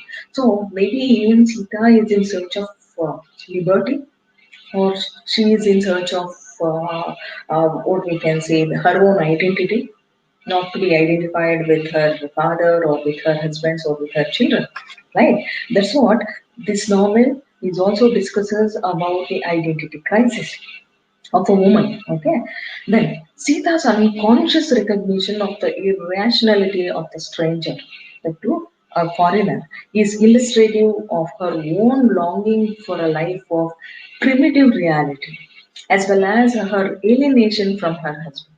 Got it? Which means she all alone she wanted to enjoy her life, and she is longing for a primitive reality, and she would just want to wander like a lonely cloud. Got it? So after her marriage, Sita begins to live in the house of her husband's parents, and she feels like a square peg. Okay, square peg in a round table, which means that she seems for them she is somewhat like peculiar, not unique. Okay, you know the difference between peculiar and unique thing. So she finds everyone disgusting in that family, and family life becomes insufferable for her. So they are incapable of introspection and have no inwardness and capacity for self examination, which are the signs of an authentic existence. But Sita, there also she started feeling alienated or marginalized in the life of Bombay and even in the family of Raman, and she started examining her own self and which are the signs of an authentic existence. And it is a survival, it's a question of survival, right? So to challenge them, to challenge even her in-laws seem to be an aliens or foreigners for her, because I told you, she doesn't want to mingle with her, maybe because of her over introvertness, and she's day by day, slowly or gradually, she started becoming introvert. So to challenge them or to shatter their complacence and to shock them into a recognition of a reality, Sita, she behaves she just behaves like provocatively. She starts smoking. Okay, imagine she starts smoking and she begins to speak in sudden rushes of emotion and as though flinging darts at their smooth, unscarred faces. And see, if a quiet fellow or if an innocent guy, if he suddenly outbursts, what it happens? And it will be a great shock for us, right? What happened to him suddenly? So Sita, the what you can say, the peculiar behavior of or unnatural behavior of Sita makes all of them a shudder for they were literally shaken for a moment. So Sita, she also alienates herself from society, not only her family, from her family or from her husband, even from her society, from the society. So the ayahs or the cooks or the maid servants, the nameless and forceless multitudes appear to her to be animals. So except her, okay, in Bombay, everybody, everyone, maids, servants, cooks, everyone appears to be appear like animals. So she says in the novel, they are nothing, nothing but appetite and sex. So only food, sex, money matters here. And like how animals for them, except what money, they like everything. And this she compares the life of people of and the urban city to a life of animals. So my pet animals are wild animals in the forest. Yes, but these are neither. They are like pariahs you see in the streets, hanging about drains and dustbins, waiting to pounce and kill and eat.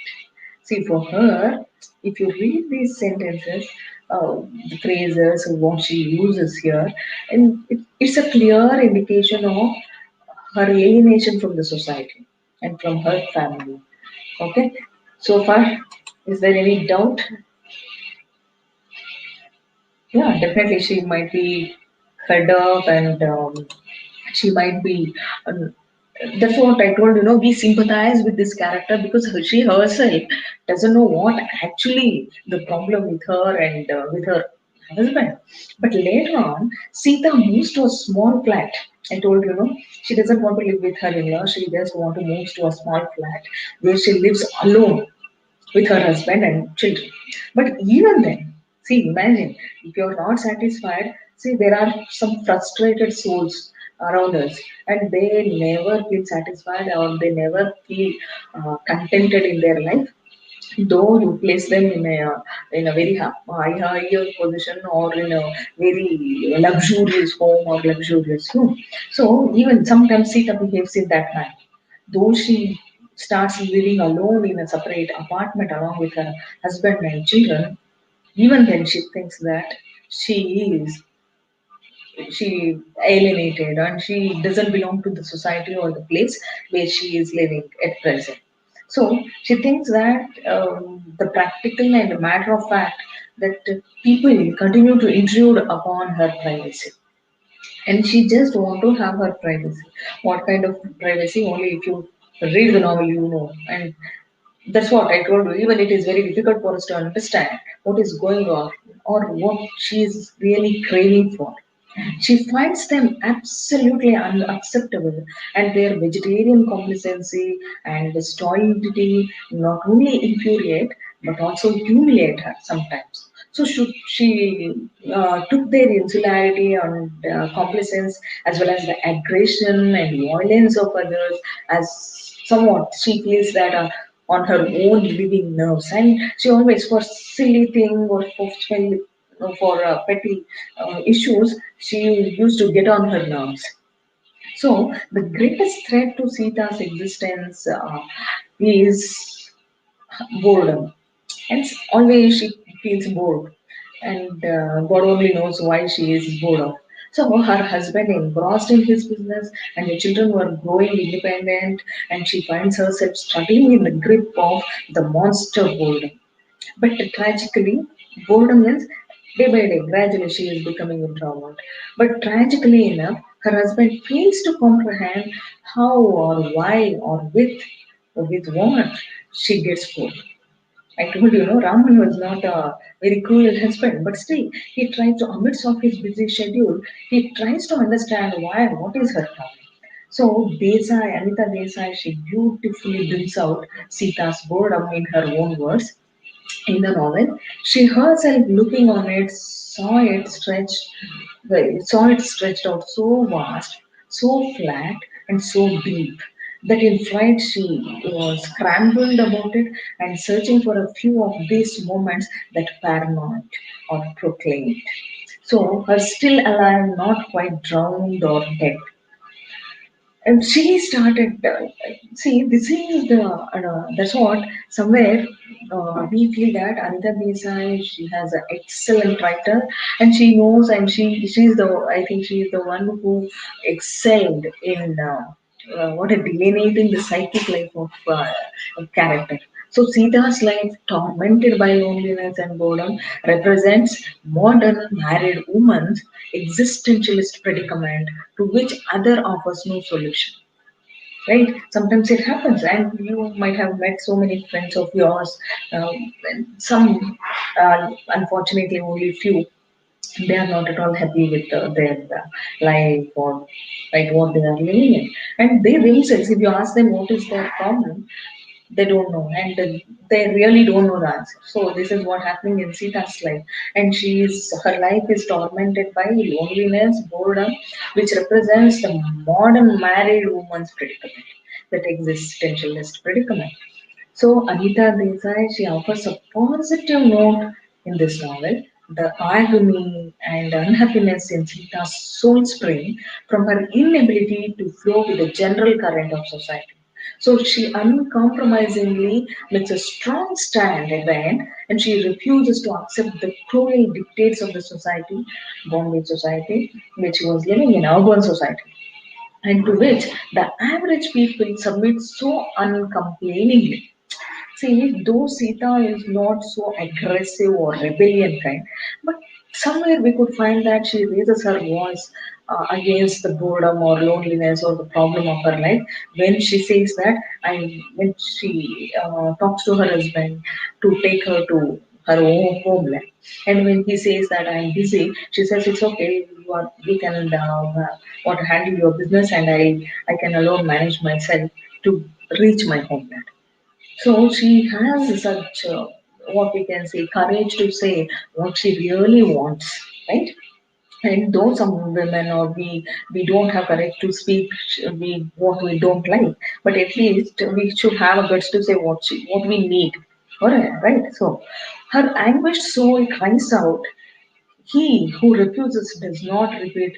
Should he be asked again? Or he would say no again? And yet, that no, that right no or wrong no, crushes him for the rest of his life.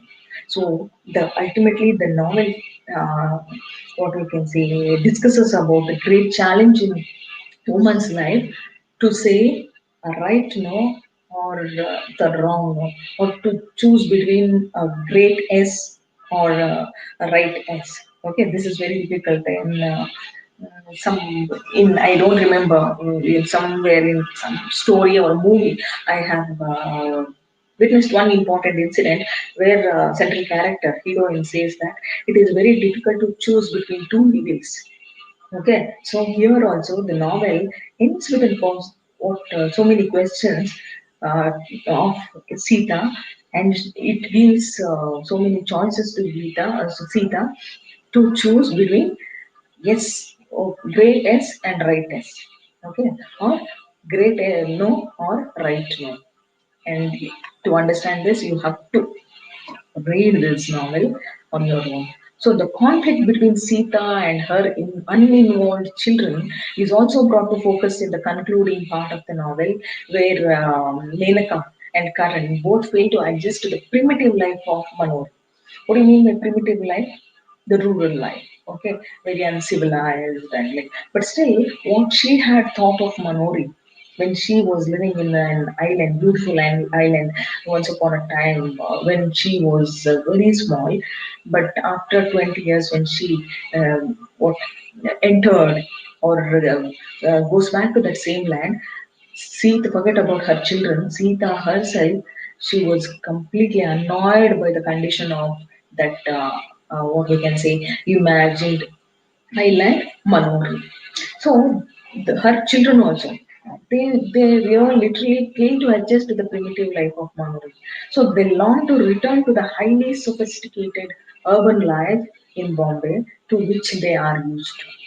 So the sharp conflict between Sita and Menaka, her own daughter, and is depicted in the scene uh, where which the former discusses with the latter about the poverty of science and opulence of art. So Sita says that science cannot be as satisfactory. Okay, for Sita, science is not everything, but life science is very important. So science cannot be as satisfactory as art. So it is all all figures, statistics, logic, science is believing that two and two make four. That's all, right? But can you use your life to learn only this matrix? Two and two makes four, and if you learn this, uh, is it everything? No.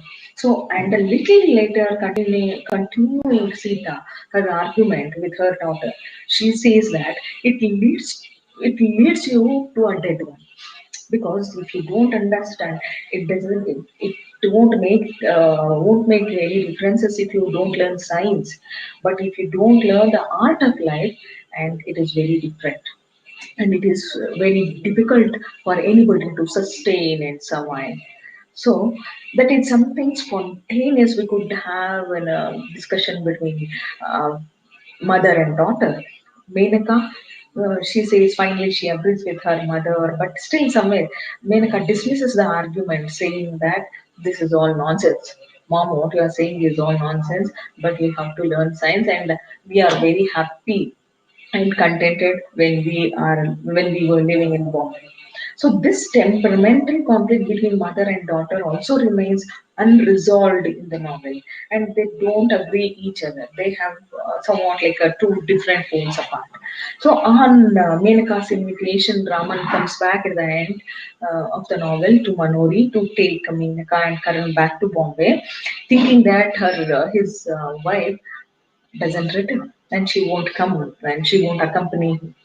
But Menaka wants to apply for admission to the medical college. See, she has a grown up daughter, and those were the days.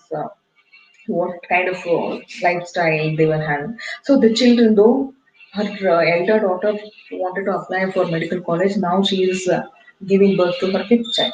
You know, no, this is quite common in Indian scenario. So the children are excited to see their father. So Sita feels that they were being disloyal to her. And normally moms, they feel if they don't listen to, if her children doesn't if children don't listen to her, she obviously feel that they are not loyal to me. Right. So she feels that they are being disloyal to her, disloyal to the island, and its wild nature. So after Raman's arrival, and through her reluctant conversation with him, she cannot escape from the cold actualities of life. And after all, woman is a woman, and wife is wife, right? So, no, she feels she was a coward and an escapist. Why does she feel like that? Because she feels that she is an escapist because she was not able to adjust herself to the urban life of Bombay, right? And she feels she was a coward, of course, and because she could not able to understand and adjust the life of urban or metro, she has eloped or exiled to island. But do you think even coming to the island, she feels very happy? No, and she is not at all. And she projects or herself like in what we can say, disturbed soul or a frustrated soul. So after his arrival and through her reluctant discussions with him, she doesn't want to escape from the duties to be a mother and a wife, right? So she doesn't want to escape from duties and responsibility, from order and routine, and she considered that this is a ritual for every woman who live in Indian soil and for any land, I would say. And since we are dealing with Indian novel, I'm making reference to I'm describing this novel in an Indian context. So she has refused to give birth to a child in a world not fit to receive the child. She had the imagination to offer it an alternative, a life unlived, a life bewitched, and she had cried out her great no, but now the time had come from her epitaph to be written. So finally, what she says and what she chooses is great no. So Sita intensely realizes that life must flow on, right? Amidst of difficulties, hurdles, and of course, life is full of ups and downs, and we cannot expect life always have to be. It must be a bed of roses, right? So she must have courage, as Raman has, to flow on with life. She just want to flow along with the life, and she admits to herself what Raman has felt at the end of the novel, that life must be continued and all its business. So Menaka's admission to the medical college gained, and wife led to hospital, and new child safely brought forth. The children reared, the factory seemed, and even because in the beginning of the novel, was facing so many problems in his factory, at the end of the novel, we could find that even the problems of the factory, his professional problems, were also solved or coming to some happy end. A salary earned, a salary spent, and alienation is due to the humdrum of life. Okay, so Sita is for somewhere we feel that she is forced to live with her husband, right? She thinks, and children in the busy city like Bombay. But the ending of the novel is positive. And Anita Desai, she wants to give a positive ending of this novel, and it is highly encouraging, and which also makes life enhancing. So Sita neither kills anyone, nor commits suicide, nor dies, or nor goes mad, and even she doesn't want to go on exile. But at the end of the novel, she compromises with herself. Okay, here we have the Sita as a wife and Sita as herself. So finally, she compromises with the Sita as a wife, as a mother, as a daughter-in-law, like that. And she becomes courageous enough to face life boldly with its ups and downs, to take the rough or the difficulties with the smooth by connecting the inward and the outward, the pros with the passion, the individual with the society. So once you understand, once anyone for that sake understand the life, definitely it would be easier for them. So thus, in this novel, we see how the stress and strains of a family life. Okay, we see how the stress and strains of a family life affects Desai's protagonist Sita, and who initially feels a sense of alienation, but finally resigns herself to accepting reality. Got it? Hope I made myself clear. If you have any doubts, you can ask me, and I try to answer. Yeah, right, for 15 marks. I don't think you have a question for 15 marks. Okay, just 10 marks, 10 mark question. That would be the major question. Only section B and C you have 10 marks, and in the first section, A section, you have short notes. There you will be given six questions. Out of six questions, you have to answer four. Okay. Um, 5 marks questions and 5 to 4, 20, 80 marks now for you all. And 10 marks for B section, three answers, three questions you have to answer.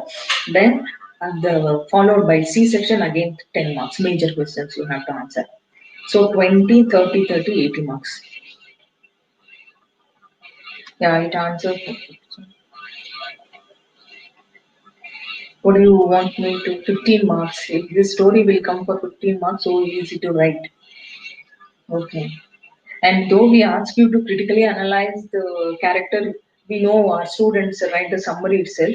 But in this novel, particular novel, you can have a chance or take a chance to write a story, because this whole novel it talks about Sita.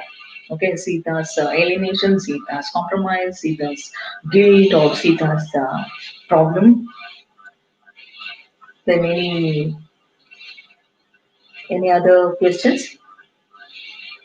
Yeah, theme. The main theme of the novel I told you, no, self introspection, what a quest for identity. Got it? Quest for identity and the domestic life in an Indian scenario. And in this particular novel, they may ask you. I told you, no, substantiate the title or delineate the character Sita. Then, third important thing, as a psychological novel. So far, I have discussed, keeping in my mind, you may get a questions like, can you consider this novel as a psychological novel?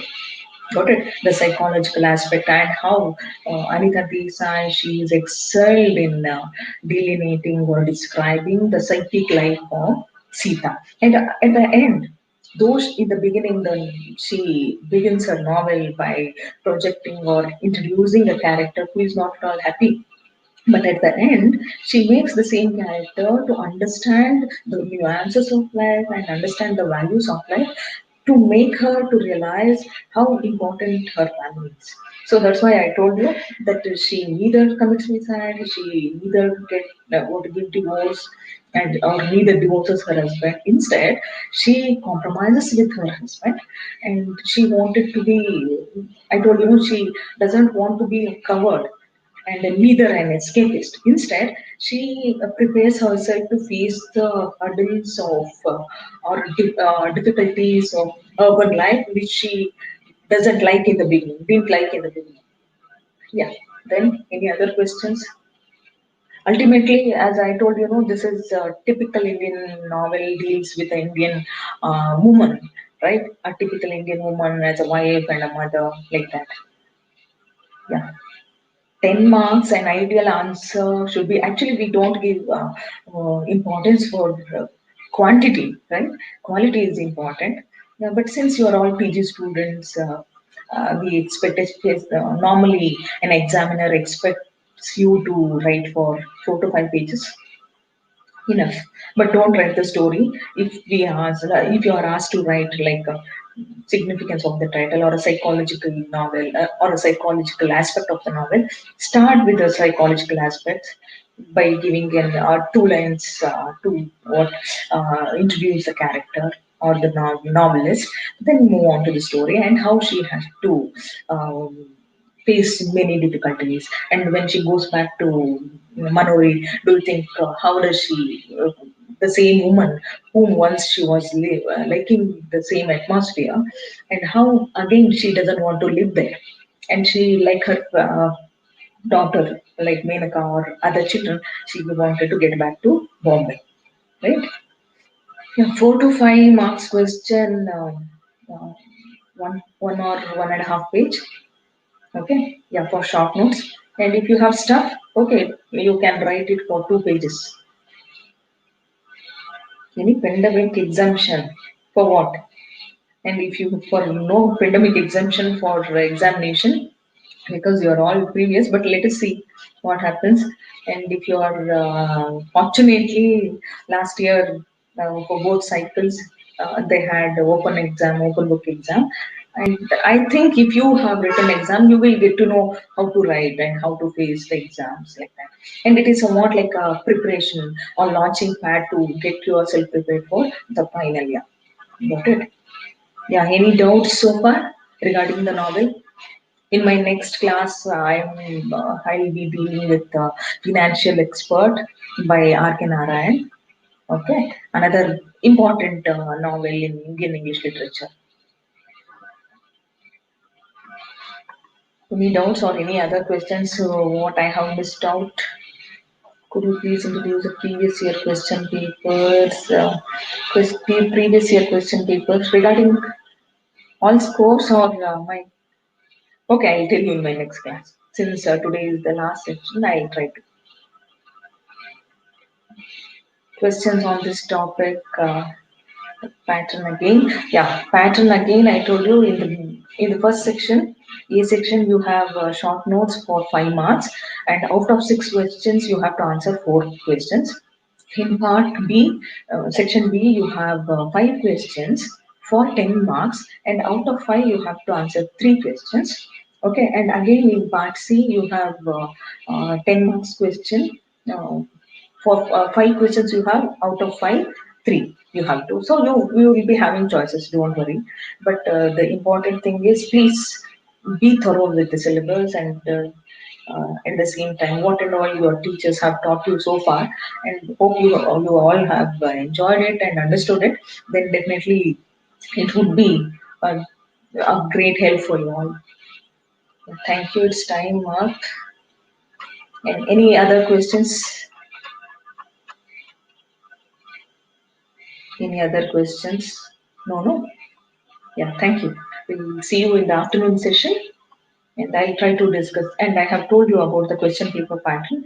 Let me give you once again, tips in the evening session, afternoon session. Thank you.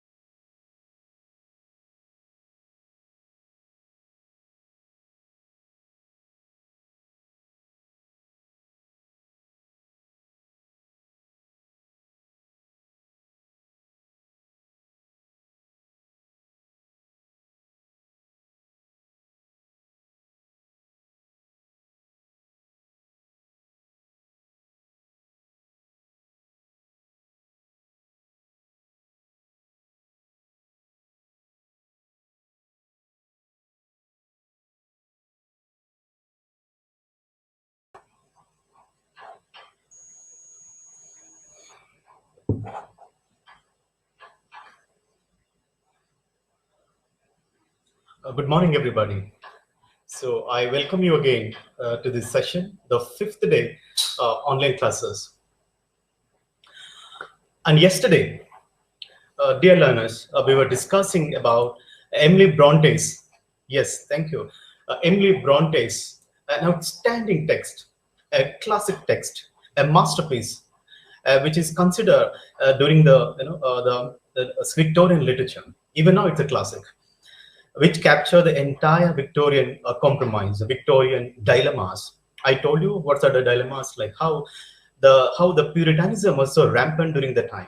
and how people wanted to accept science rather than a religion. So they don't want religion; they want the science. They are more irrational than they're rational.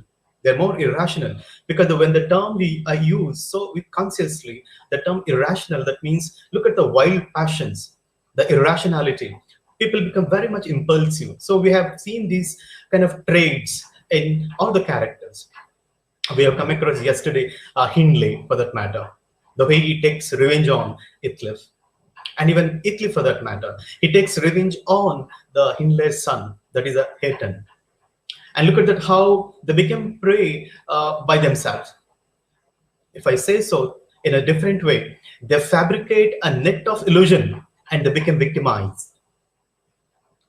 I repeat again, they fabricate a net of illusion and they become victimized of their own. So they have their own weakness, follies. I told you all the characters, they are almost like character in destiny than destiny in character. A very typical Shakespearean characters. They have their own follies and they led a tragic death. So remember, I was talking about this novel that's Wuthering Heights yesterday. I stopped almost when the Nellie Dean, she's going to stop a story, isn't it? She was narrating the story.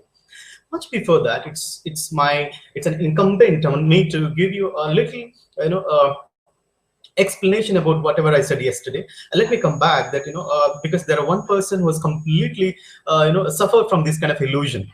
That Isabella Linton, isn't it? Isabella Linton, she married Heathcliff, knowing that he's gentle because of his good mannerisms and good language and all that. But outward show is always a deceptive. You remember that? Outward is always a deceptive. So what happened? So here, I think our Isabella Linton, she learned a lesson by experiencing the true nature of Heathcliff. So coming back to here, see, Isabella Linton, she realized a mistake. I was talking, let me come back a little previous explanation, then I'll get back to the mainstream narration. Almost we are in the fag end. I'll take hardly some 20 minutes about this novel and I just read the entire text. After that, I'll take the next text. So Isabella Linton, she realized a mistake. After only few days, Heathcliff had married her for two reasons. Isabella Linton, she married Heathcliff with a lot of love and affection, with a trust and all that. Whereas Heathcliff, he showed his real, face. Why did he marry her? He married her for two reasons: to make her Edgar suffer. See, this is important. He married the Isabella Linton because he wants to make Edgar Linton suffer. Because Edgar Linton, he married his lover, that's a Catherine. So he wanted to take revenge through Isabella. In case if he troubles Isabella, indirectly, it also a pain and agony or a trauma to Edgar Linton. This is his intention. He married for two reasons: to make Edgar suffer and to inherit the Linton money, and also to grab or inherit the entire property money of the Linton. So these are the two reasons. Okay, and gradually what happens? Meanwhile, Edgar took care of Catherine. But whereas if you look at this Tuscus Grange here, Edgar is a very sophisticated man, is a cultured man, a well-behaved, with good conduct, and a man of humility. And he take care of well his wife, that Catherine. Look at the two words. I told you the Wuthering Heights represents the kind of a storm. It represents the kind of a hatred, malice, and vicious tendencies. And whereas if you look at our Tuscus Grange, and people are well refined, they are so gentle and they take care of people. Look at the bondage, the commitment and affinity. It revolves around the family. It revolves around this kind of bondage, love and affection. One cares another. Whereas if you get back to Wuthering Heights, this is entirely different from. So this is the reason why when this novel was published, Wuthering Heights, everybody attacked the book. Everyone attacks the writer. Like, how could a Victorian society, a Victorian Puritanic society will depicted such a way, such a should I say, like in an unconventional way? Could it be in an unconventional? And this is I told you yesterday, they're not a mere imaginary character. They're well-to-do flesh and blood characters. Okay, this is important. And whereas here he take care of Catherine very well and watched over her day and night, because her health is deteriorated. Because all of a sudden, Heathcliff is come back from a city, London, and after 2 years he's become a rich, and he wanted to destroy everybody, and he wanted to grab the property. He does not want to leave anyone in a happiest state of mind. So she worries because he married Isabella, and gradually health deteriorates. And she still, look at the line is words. She can only marry Edgar Linton in order to foster Heathcliff. That's what the words of Catherine with Nellie Dean. In case if I get married Edgar Linton, I can take care of Heathcliff well, and also bring him in a best way. See, so that is a kind of a platonic, idealized world. But whereas here, it didn't matter here. This didn't work in the life of Catherine and Heathcliff. And this is one thing. And after that, what happens? Soon after this, Heathcliff comes to see me. That is Nellie Dean. I told you Nellie Dean was narrating the story, and she's still narrating, still almost in the fag end of her narration. And once, Heathcliff, he came to see her, to Nellie Dean. I must and will see Catherine. Nellie Dean, I want to see Catherine. I know that she's not well. She fell sick. So he requests Nellie Dean, because once Nellie Dean was there in the Wuthering Heights, after Catherine marries Edgar Linton, she has come back to Tuskers Grange, because knowing that Nellie Dean, she's a foster mother of even Heathcliff too, because though she's a servant, she's almost like a motherly figure. She treated him so well. So he has come back to Tuskers Grange and asks the servant, that is a Nellie Dean, the foster, and saying that, foster mother, Nellie, I want to see Catherine. How is Catherine? And okay, and if you have the novel, and please go through the novels. Okay, wonderful.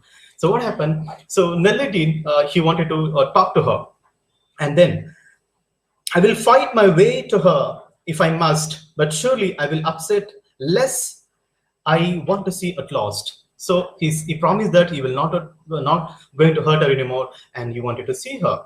And then 4 days later, a Sunday, the family and the other servants had all gone for a church, and only Nellie Dean and the Catherine are there in the house. So that was a very crucial time, so that Heathcliff can come and see the conditions of a Catherine, and he goes back.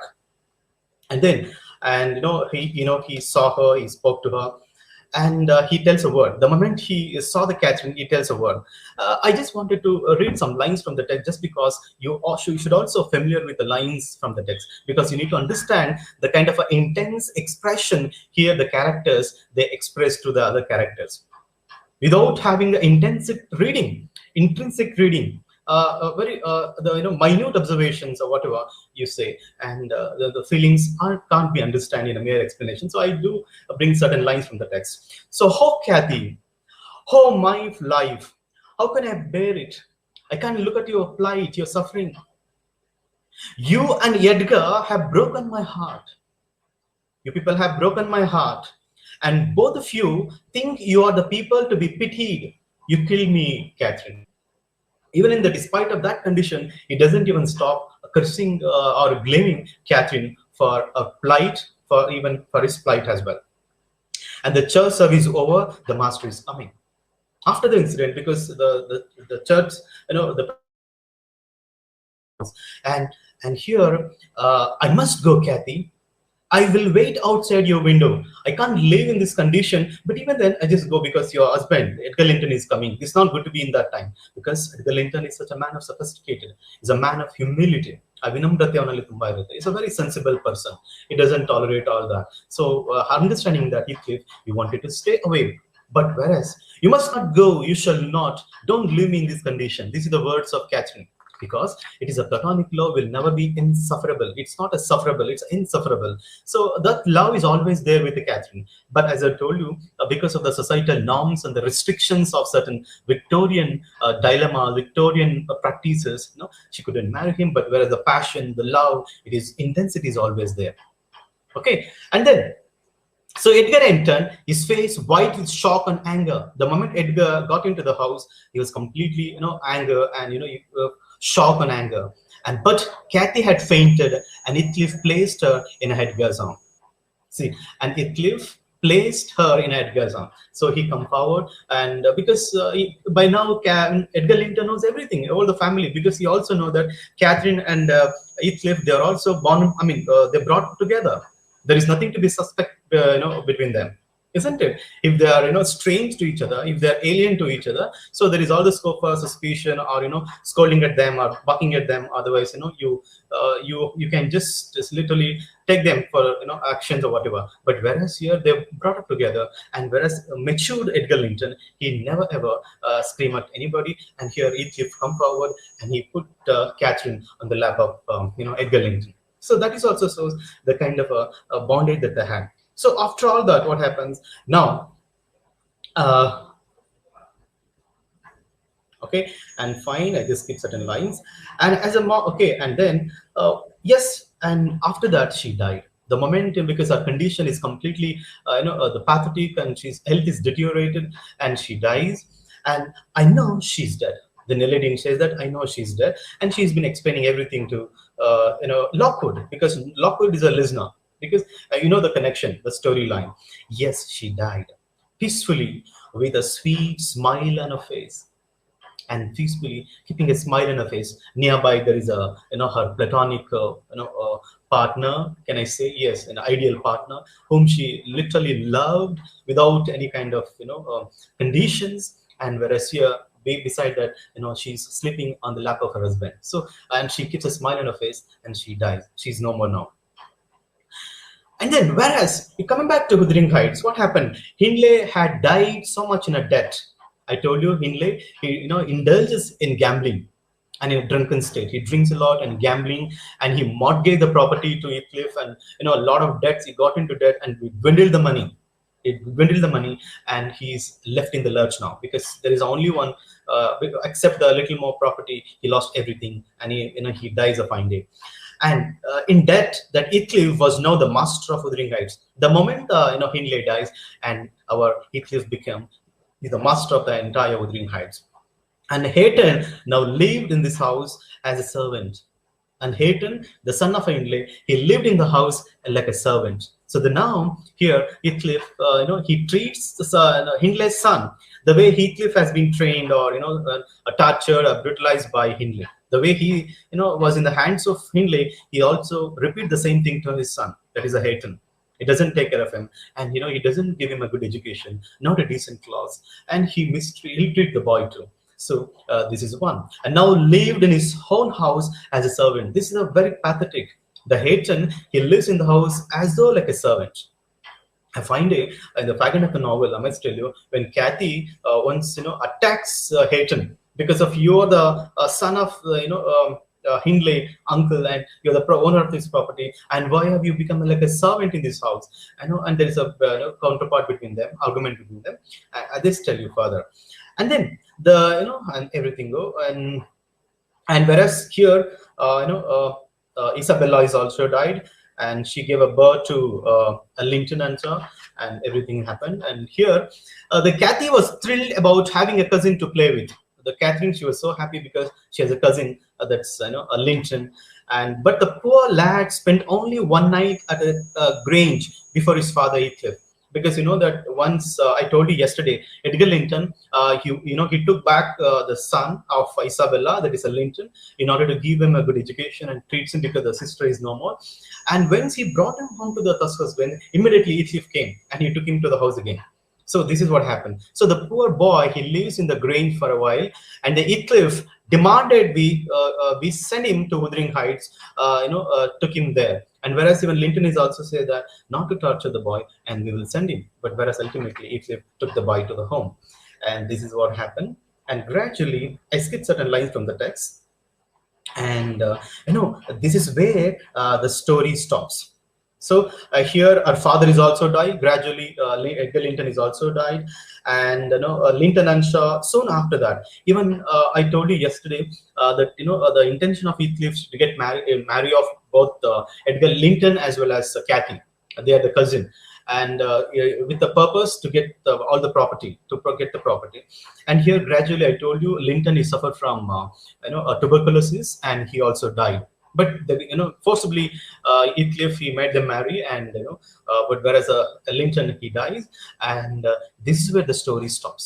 ಇಲ್ಲಿ ತನಕ ನಮಗೆ ನಾನು ನಿನ್ನೆ stop ಮಾಡಿದ್ದೆ. ಅವಾಗ ಈಗ got the connection. So Nelladine, she told everything. This is what happened.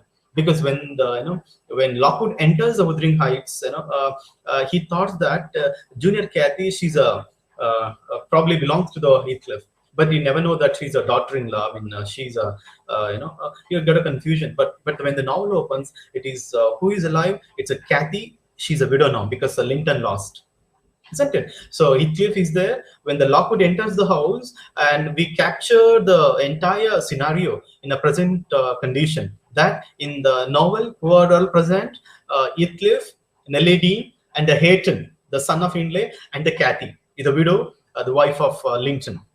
Whereas in the Tuscas Grange, the whole family is vacant, nobody there, and a servant called Zilla, she's there, and but the whole house is vacant now, isn't it?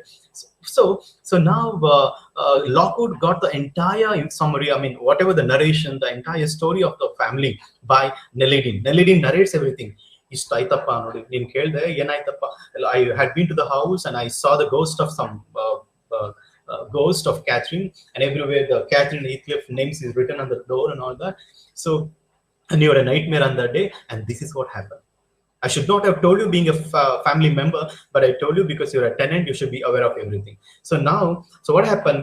So the poor father died, and the Linton Unshaw also soon dies, and the wills and the laws were such that Heathcliff got everything from both the families. So when the Linton dies, and he got the property, and and he got the property for his everyone, because India is also not there. He's the owner of the Wuthering Heights. He's the owner of Tuscas Grange. And this is the last line I want to repeat again. The will and the laws were such that Heathcliff got everything from both the families. So now he's the master. He's owner of all the property here. So what happens immediately? Mr. Lockwood, he felt very sad about the family condition. Look at that, how they belong to such a rich and a sophisticated family member, and how the life story has led, and it's really a very, very alarming kind of a narration story. He understood. Immediately, he starts to write on the diary. How does he write the diary? I started write the diary here. My housekeeper has ended her story. He has come back to the house. My housekeeper has ended her story, and my strength is returning. I have decided to leave this place and spend a while in London. When my lease is up, Mr. Heathcliff must find another tenant, because I cannot be here for a longer time. Let me leave the house. And he documented every experience, as whatever Nelladine told, and he mentions in the diary. So we are almost in the fragment of story. Okay, and then coming back to here, and he comes back, and what happens? So here only Catherine and Heathcliff, Catherine and Hayton are there. They're the cousins. So it was Kathy and Hayton, but so changed I hardly knew them anymore, because in the beginning they were almost like in the antipathy. They are not looking at each other, and they were not good at each other. But gradually, what happens? So this happens. Kathy and Hayton, they overcome the mutual antipathy. They decided to come out from the mutual antipathy, and they becomes closer each other. So, and both junior Kathy and the Hayton, they become closer because they're the cousin. She's the daughter of Catherine, and he's the son of Hindley. So now they reunite, and the friendship develops. They become closer friends. And now the story towards Heathcliff. What happens? Heathcliff begins to act strangely. There's a lot of changes in Heathcliff, because the moment Catherine dies, and here for him the world almost like ends, because he loves her so much with a wild passion, and whereas it's a soulmate when she's not at all here, and he felt a very, very uncomfortable to live in the life, and he decided to Heathcliff begins to act strangely and has visions of Catherine every time. He always vision Catherine, and this delirium, what do we say? Like, every time you think about a person excessively, and you go on muttering the name again and again, and a fine day you will get a kind of a delirium state of mind. You are not actually the normal, almost like an abnormal entity. So here what happens, Heathcliff, he develops a delirium, and he becomes completely strange, and he stops eating. He stopped eating, and after 4 days he's found dead in a Catherine's old room. He goes to Catherine's room, and he always spends some times, and he decided not to live anymore, because he died, because the health deteriorated, and he's dead. And where does he die? The Catherine's room, where she used to stay. And he's buried next to the Catherine. And he was also buried next to the Catherine. And now there are three graveyards. One is a Catherine and a Edgar Linton, and nearby it is a Heathcliff. So all the three graveyards are situated there. I mean, they're built and they are there. So all the three people have died. So what happened? So our anti-hero, otherwise a villain, a villainous nature character, the Heathcliff, is no more now. He died. And he's buried next to Catherine. And what happens? Mr. Lockwood learns that Hayton and Kathy, they plan to marry on the New Year's Day. So the Lockwood, he wanted to see the house once again, and he visits, and he understands that, and the New Year days, they decided to get married each other, both the Hayton as well as the Kathy. They're the rightful inheritors of this house, because the house Wuthering Heights belonged to them. Both the Catherine and Hindley, their parents, and and here the both of the cousins, they got married on the New Year, and they lead a happy life. And what happens? And Lockwood, he's so happy. At least in the third generation, the family reunited. They reunited, and now. Because it's a moor, I told you, it's a jungle in the forest, and the graveyards are there, and the three graveyards. And he was coming. Lockwood is coming, and he passes the grave of Catherine. He saw the grave of Catherine, and he passes the grave of Edgar, and he passes the grave of Heathcliff, and our samadhigala mele avanu ನೋಡ್ಕೊಂಡು ಹೋಗ್ತಾ ಹೋಗ್ತಿದ್ದಾನೆ Lockwood. See how the novel ends, and he contemplates the quiet of the moor, and he contemplates ಒಂದು contemplate ಮಾಡ್ಕೊಳ್ತಾನೆ, ಒಂದು ಆಲೋಚನೆ ಮಾಡ್ತಾನೆ, ಏನಪ್ಪಾ ಅಂತಂದ್ರೆ, how the souls of these people are happy lying in this in this moor, which is so tranquil. ಈ ಒಂದು ಪ್ರಶಾಂತವಾದಂತಹ ಒಂದು ಕಾಡಲ್ಲಿ ಈ ಮೂರು ಜನರ ಸಮಾಧಿ ಇದೆಯಲ್ಲ, ಅವರ ಆತ್ಮಗಳು ಹೇಗಿರುತ್ತವೆ ಮುಂದೆ.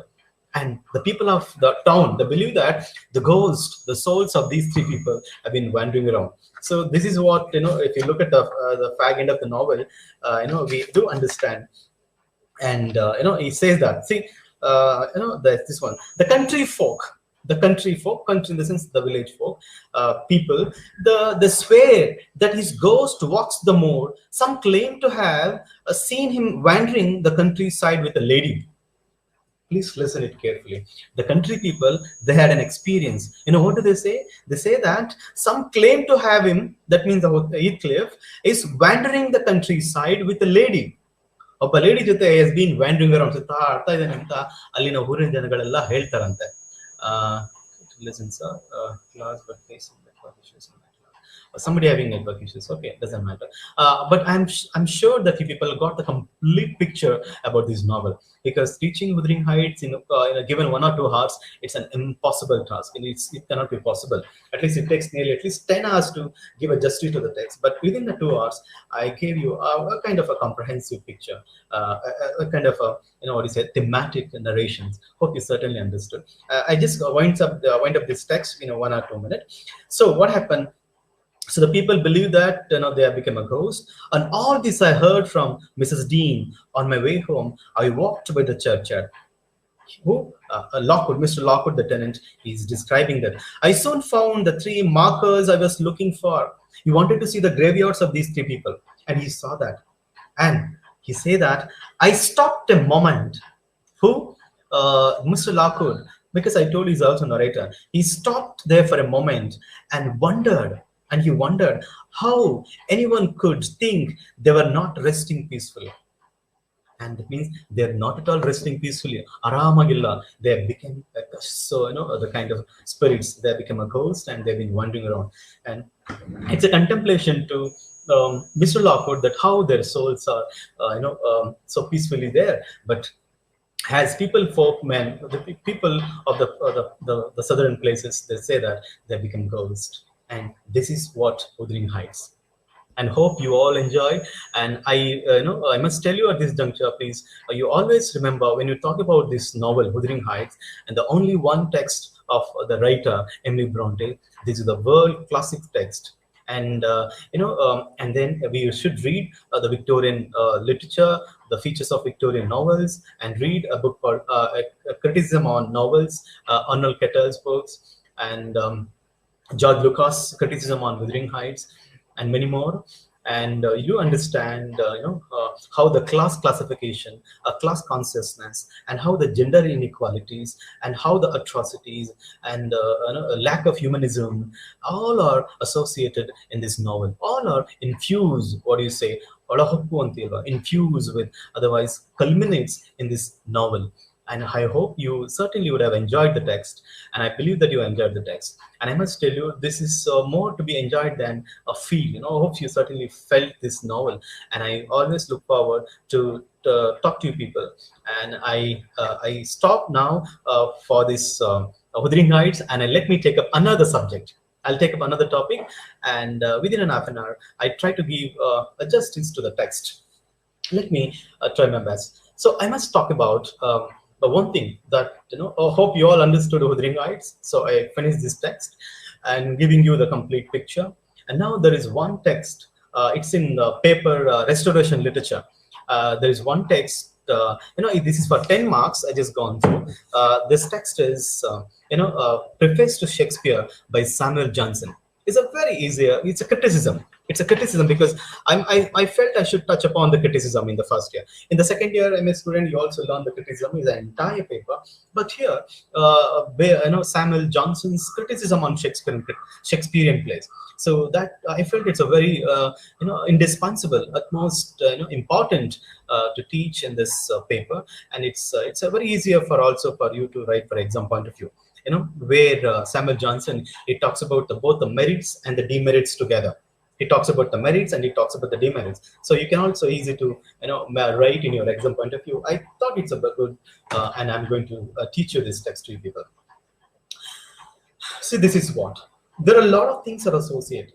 Much more, I get into analyze this preface to Shakespeare. See, as today I taught you a general prologue to the Canterbury Tales. That means a preface in the sense an introduction, a kind of a prologue, an introduction to the Shakespeare.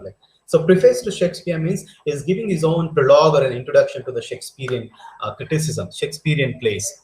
And Shakespeare is such a writer, and he is a dramatist, and he's a poet, and the world read by him, isn't it? The whole world read, Shakespearean literature contributions. Here, there are two terms are very, very important. The one is a tradition. What is inward eye? ಈ ಎರಡು ಪದಗಳನ್ನು ನಿಮ್ಮ ಮನಸ್ಸಲ್ಲಿ ಇಟ್ಕೋಬೇಕು. ಏನಪ್ಪ ಇದು tradition, ಏನಿದು inward I ಅಂತ ಹೇಳಿ. Because if you don't understand this term, the tradition and the inward eye, you will never understand Shakespearean criticism, Shakespearean plays. He writes in his in the epilogue, in the fact end of his criticism, let me read it first, and I'll come back to this tradition and inward eye, with a very important term, and it's being derived from the great critics like F.R. Lewis and great writer like T.S. Eliot. I talk about further, and coming back to the later in the introduction or in the fact end of this essay, he writes in a common message that, so in order to understand the Shakespearean plays, I repeat, in order to understand the Shakespearean plays, we need much more than a bookish knowledge. Just mere reading of the text, just mere reading of the plays is not sufficient to understand Shakespeare. See, this is a very, very important. Because you are being a student of literature, Shakespeare is our, he's a part and parcel. He's, outstanding, writer who contributed to English literature, isn't it? If you haven't read Shakespeare and knowing much about him, it's not complete. The completeness will never be given, isn't it? So in order to get the completeness, you have to read his plays and sonnets and whatever. So we need to have more than bookish knowledge. You need to have a kind of inward eye. ಅದಕ್ಕೆ ನಿಮ್ಗೆ inward eye ಅಂತ ಹೇಳಿದೆ.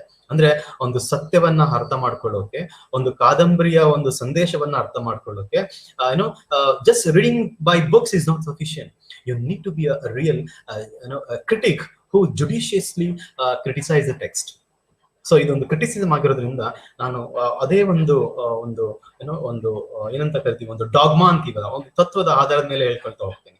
What do you say, ಒಂದು ಟೆನೇಸಿಟಿ ಅಂತ ಏನ್ ಹೇಳ್ತೀವಿ, ಅಂದ್ರೆ ಒಂದು ವಿಚಾರಕ್ಕೆ ನಿಷ್ಠುರವಾಗಿ ಸಿಲುಕಿ ಮಾತಾಡುವಂಥದ್ದು. So I am very much tenacious, stick to a certain dogma within the periphery of Shakespearean criticism, within the periphery of Shakespearean world. And you need to have a much more knowledge than a bookish knowledge. What is that? You need to have an inward eye. ಆ ಸತ್ಯವನ್ನ ಅರ್ಥ ಮಾಡ್ಕೊಳ್ಳುವಂತ ಒಂದು maturity, ಒಂದು inward I ಇದೆಯಲ್ಲ, ಆ inward I ಇದು ಬೇಕಾಗುತ್ತೆ. So an understanding of the world of practical affair is indispensable to the just enjoyment of Shakespeare. His greatness lies on his native endowments, and he's an inborn genius. And John Dryden, he calls Shakespeare is a man of inborn genius. ಇದು ನೀವು exam ಅಲ್ಲಿ ನೀವು ಮೊದಲನೇ ಪುಟದ ಸಾಲುಗಳ ಬರೀತಿರಲ್ಲ ನೋಡಿ, preface to Shakespeare ಅಂತ ಹೇಳಿ. When you start writing your answer to the question, you begin the quotation by that. And Dryden once calls Shakespeare is an inborn genius. He's an inborn genius. ಅಂದ್ರೆ ಆ ಒಂದು flush and blood characters ಗಳನ್ನ ಹಾಗೆ ತರುವಂತದ್ದು. The characters like Desdemona, the characters like Cordelia, the characters like Regan and Goneril, the kind of the very greedy sisters, and whereas is very amiable and a character with a lot of fidelity, isn't it? You all have read that. And the character like Othello, and the character like Hamlet, and the characters like Macbeth and Richard II, kings and queens and all. And he's the one who could write so well of the lifeless characters like a bloodful characters, isn't it? The actual characters. So flesh and blood characters. This is the right phrase if I use to say so. So what happened? So he's a man of inborn genius. Even the Padanimalli, it should reverberates. And his greatness lies on his genius, presenting life-like characters and memorable dialogues. This is wonderful, because when I was talking with you on the first day regarding Francis Bacon's, I use a word called epigrammatic and aphoristic style. Writing should be like an epigrammatic and aphoristic style. So ಆ ತರ ಒಂದು ಸಾಲುಗಳು quotation ತರ ಇರುವಂತದ್ದು, ಒಂದು ಸಾಲುಗಳು ಒಂದು ಪ್ರವರ್ಬ್ ತರ ಇರುವಂತಹ ಸಾಲುಗಳು ಶೇಕ್ಸ್ಪಿಯರ್ ಬರೆಯುವಂತಹ ಸಾಲುಗಳು. ಅದು according to Samuel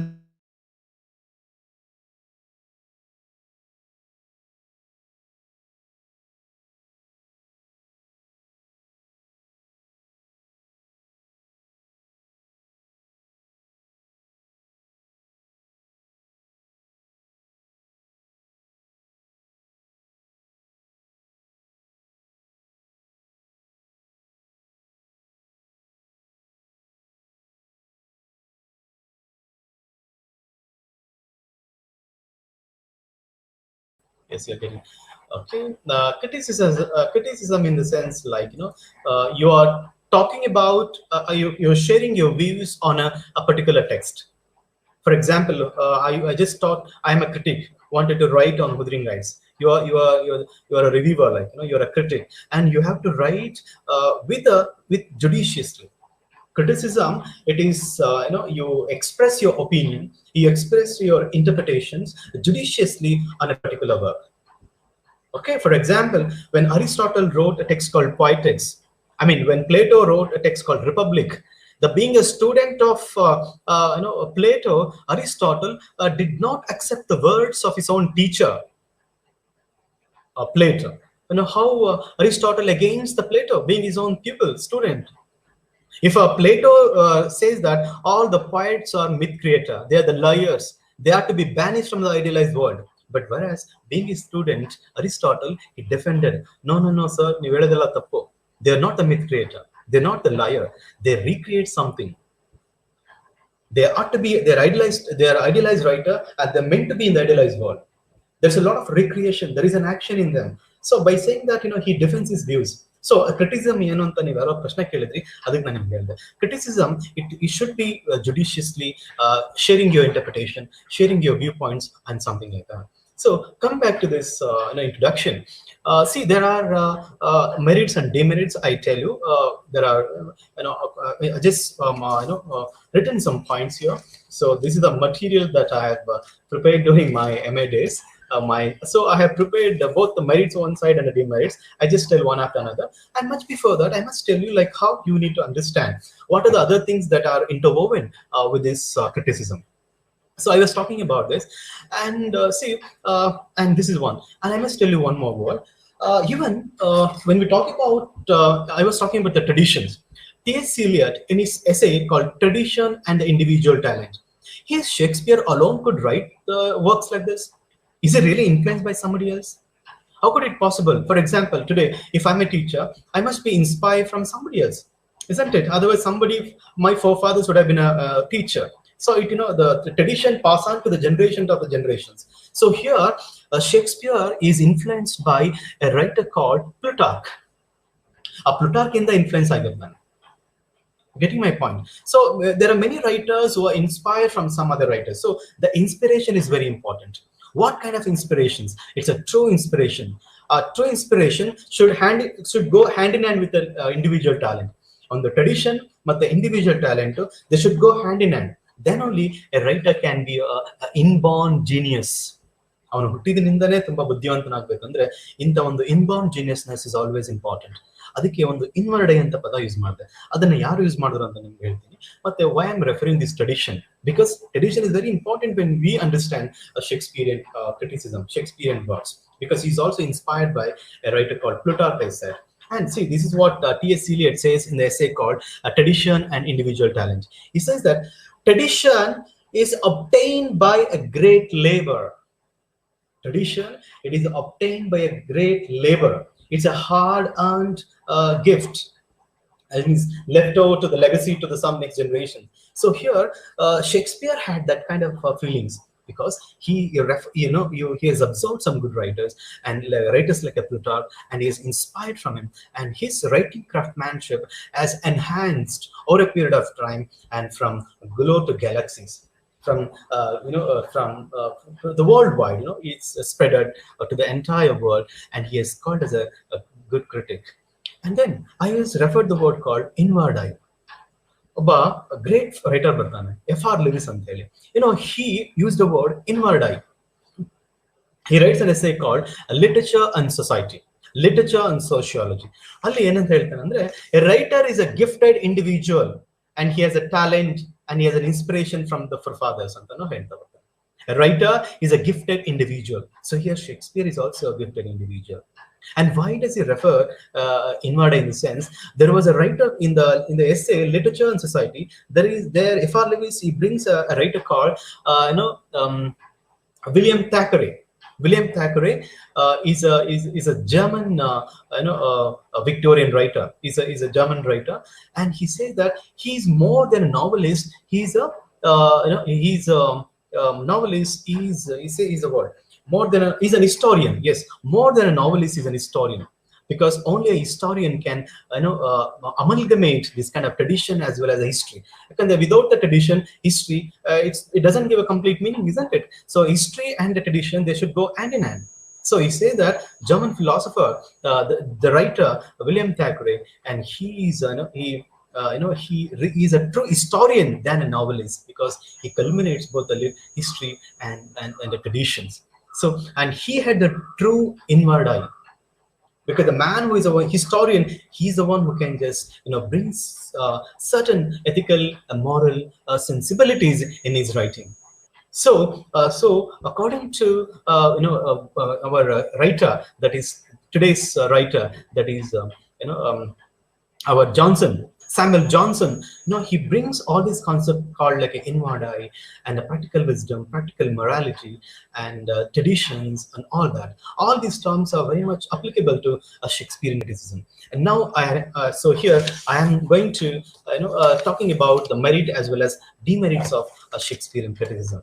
And I must tell you, let me see as much as possible. I try to complete, because nothing can be hurriedly, nothing can be finished. So we can't even expend so with a hasty to complete it, because we need to give a justice with the utmost satisfaction. when you talk about some concept, certain extent it's your fundamental duty that to give a justice. So somehow I gave you the background to understand Shakespearean criticism. I mean the essay that is a preface to Shakespeare by Samuel Johnson. How does the essay begins? Here the beginning itself, I must tell you this: Shakespeare's the characters, the Shakespearean characters, they are overwhelmed Johnson emotionally even when he was a young boy. In the introduction, we understand that he expressed his own personal experiences. How does he express? He says that Shakespearean characters emotionally, I was so emotionally overwhelmed by his characters even when I was a young boy. For example, when I was a student of second PUC during my 2004, I think. 3, I was a second PUC student. So then, when my teacher called Asadullah Khan, he taught me Othello. King Lear. When he taught me King Lear, the character of Cordelia, the way he explained, even though I've been haunted by it, his explanation is such a way that it's completely penetrated in your mind. Certain characters like Cordelia. So it's a quite of intersecting here. So I was also very much impressed, and here Samuel Johnson too, he was very much obsessed or very much inspired by the Shakespearean portraiture of a character called Cordelia, because she knows for his benevolent, she's known for her fidelity, and she's known for her mercy. Because remember, when our father, the King Lear, expect words of appreciation from the 3 daughters like Regan and Gondril and the Cordelia, and Regan and Gondrilia, they just express the words for the satisfactions of the fathers for the moment, for the sake, isn't it? I love you like anything in this world, and you are the best for us. And he gave the property to the 2 daughters. Just enjoy yourself. And whereas the Cordelia, and she was so just, she was so obedient, she was so confirm or truth in her words. And I love a father according to her duty, not more, not less. So King Lear, and he became wild and angry, and he banished her. Remember the story. So here, a true characters like Cordelia, and he was very much haunted by the death of Cordelia. Konege, she died, isn't it? Remember the drama. In the end of the drama, we know that the Cordelia, she met a tragic death and she died. So he's such an innocent character are not to be portrayed such a way. ಇದಕ್ಕೆ ಹೇಳ್ತಾನೆ, ಶೇಕ್ಸ್ಪಿಯರ್ದು ಒಂದು demerit ಏನಪ್ಪ ಅಂತಂದ್ರೆ ನನಗೆ ತುಂಬಾ ಬೇಸರ ಆಗುತ್ತೆ. ಏನಂತಂದ್ರೆ ಅವನು he sacrificed the innocence for the convenience. ಒಬ್ಬ ಬರಹಗಾರನ ಒಂದು ಕೆಟ್ಟ ಒಂದು ಡಿಮೆರಿಟ್ ಏನಾಗಿದೆ ಅಂತಂದ್ರೆ, he should not mistreats a innocent for the convenience. ಒಂದು ಡ್ರಾಮಾ ನಾನು ಬರೆಯೋಕೆ ಸಲುವಾಗಿ ಆ ಕ್ಯಾರೆಕ್ಟರ್ ಗಳನ್ನ ಹೇಗೋ ನೀವು ಅದನ್ನ ಪೋರ್ಟ್ರೇ ಮಾಡಕ್ ಬರಕ್ ಆಗಲ್ಲ. ಅದು ಇದು ಈ ವೈಲೇಟ್ಸ್ ಅಂತ ಬರುತ್ತಾನೆ. ಈ violates it. He should not sacrifice the innocence for the convenience. The first demerit expressed by Samuel Johnson. You getting my point? Are you able to follow me? Is this clear? Okay. Okay. You are just somebody dropped me a message that yes, you are able to follow and you are getting the narration. Okay, and then so he said that and the death of the Cordelia troubled him so excessively that he refused to reread the last scene of the King Lear. He says that he will never ever reread the last scene of. Thank you, Rekha.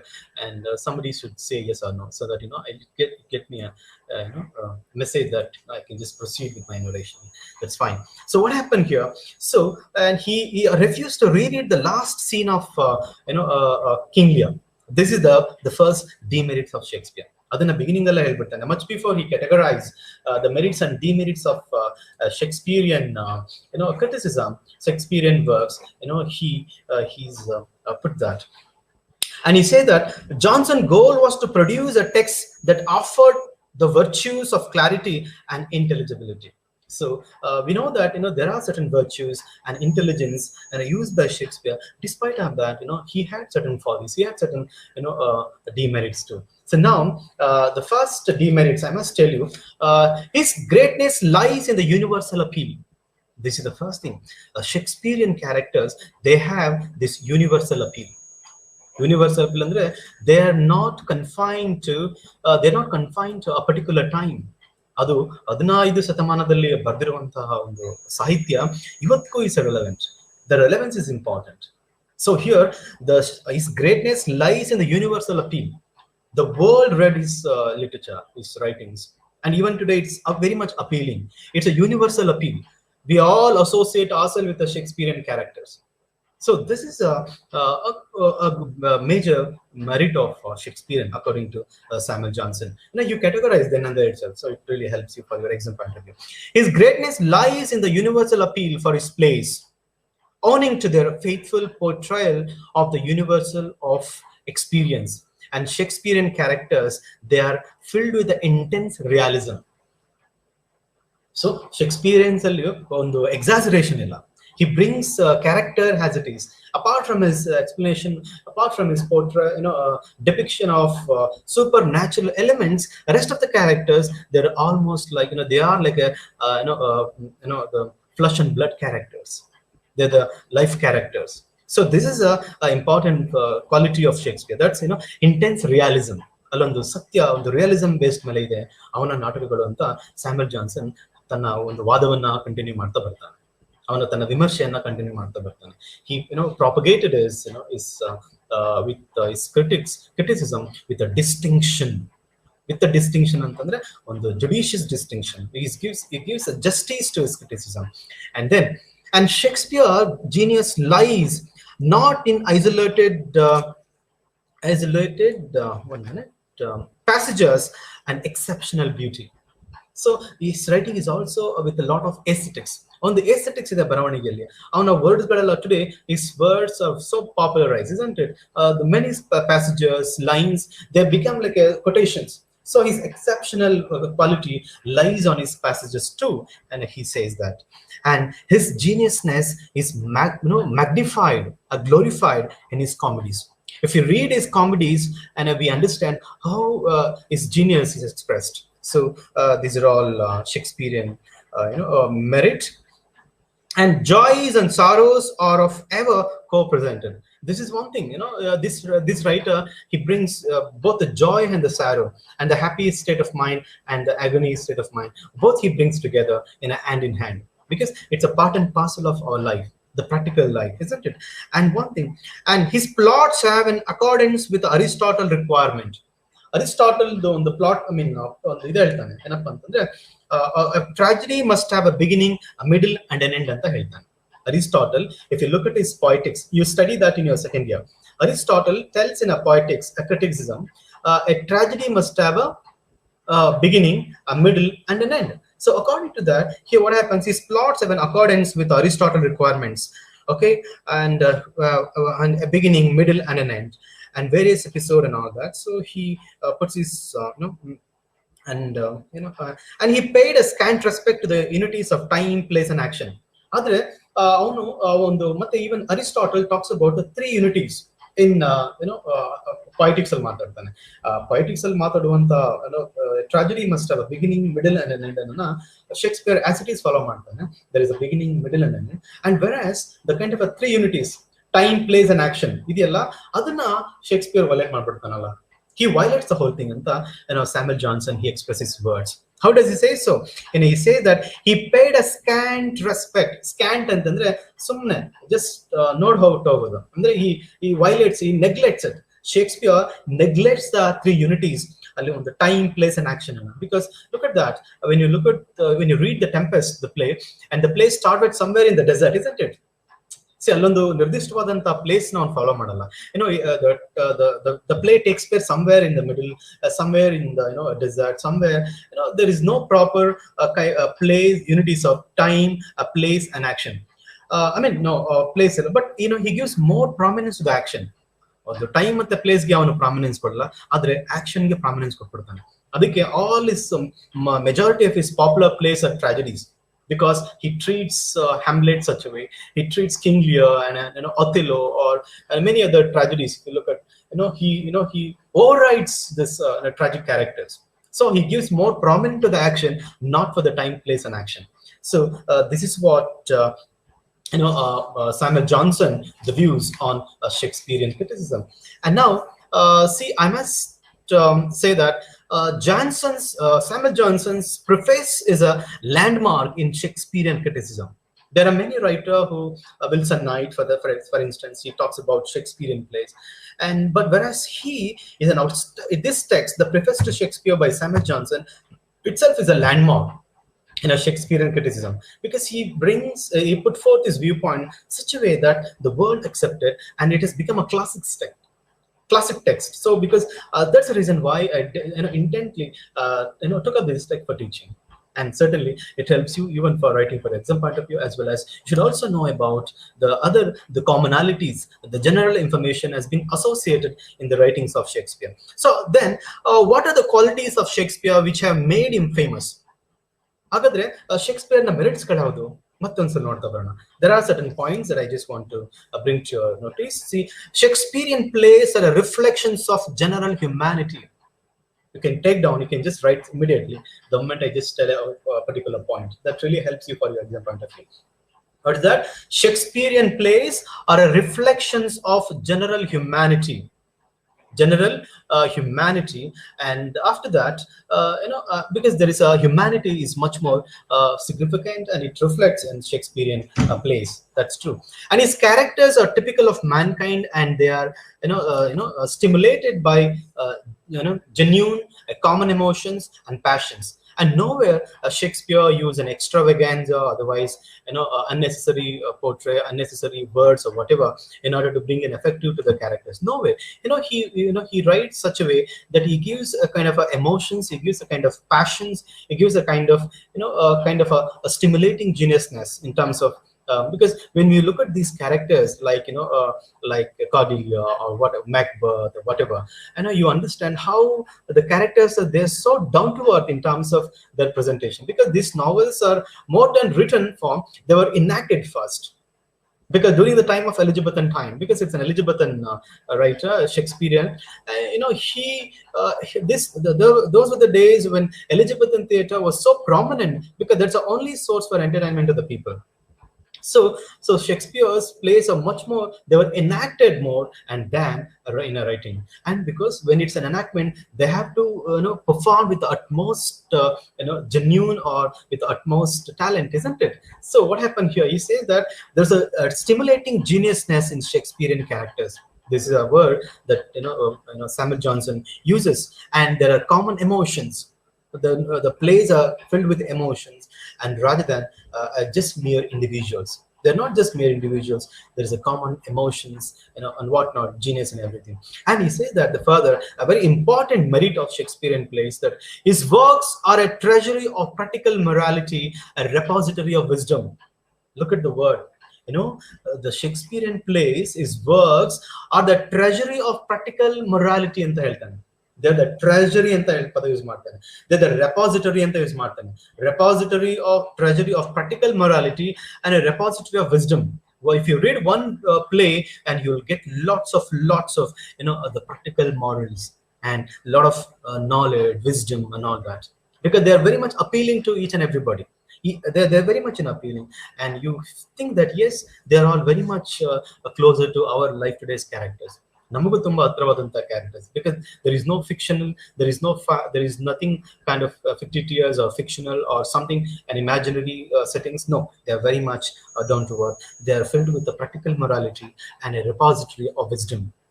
And he says that Shakespeare's real genius lay in the constructions of development of his plots. His real geniusness lie in the constructions and the development of his plot.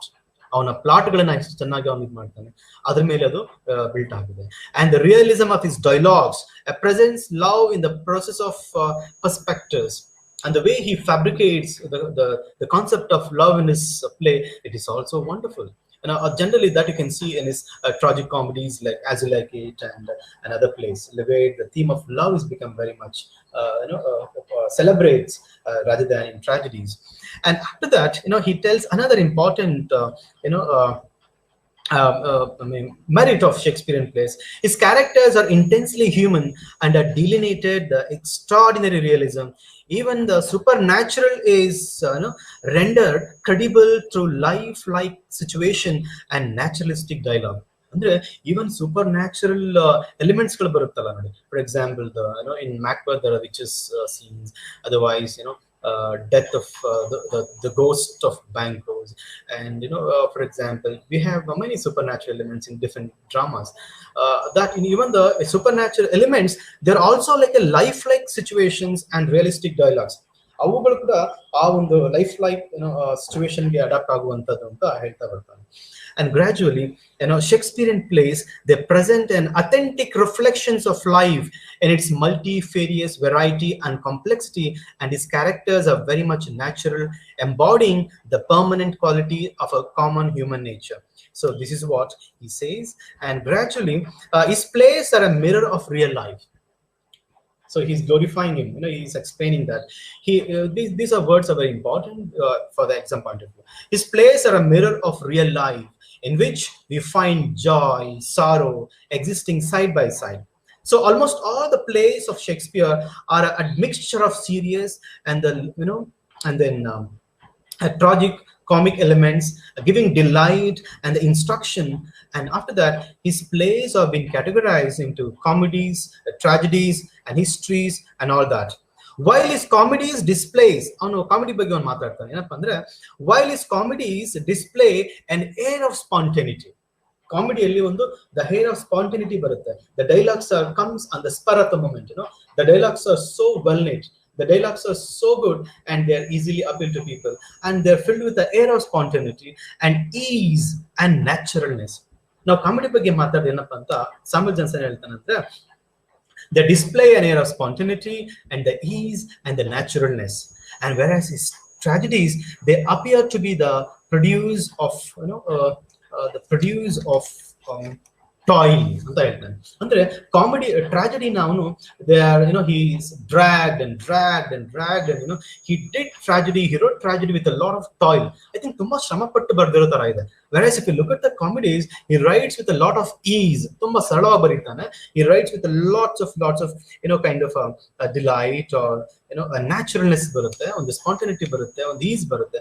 Whereas when it comes to tragedies, we can say that the tediousness ಬಿತ್ತಿಲ್ಲ, tedious, and even it's a toilness, ತುಂಬಾ ಶ್ರಮ ಪಟ್ಟಿರೋ ತರ ನಮ್ಗೆ ಗೋಚರ ಆಗುತ್ತೆ ಅಂತ Samuel Johnson he tells that.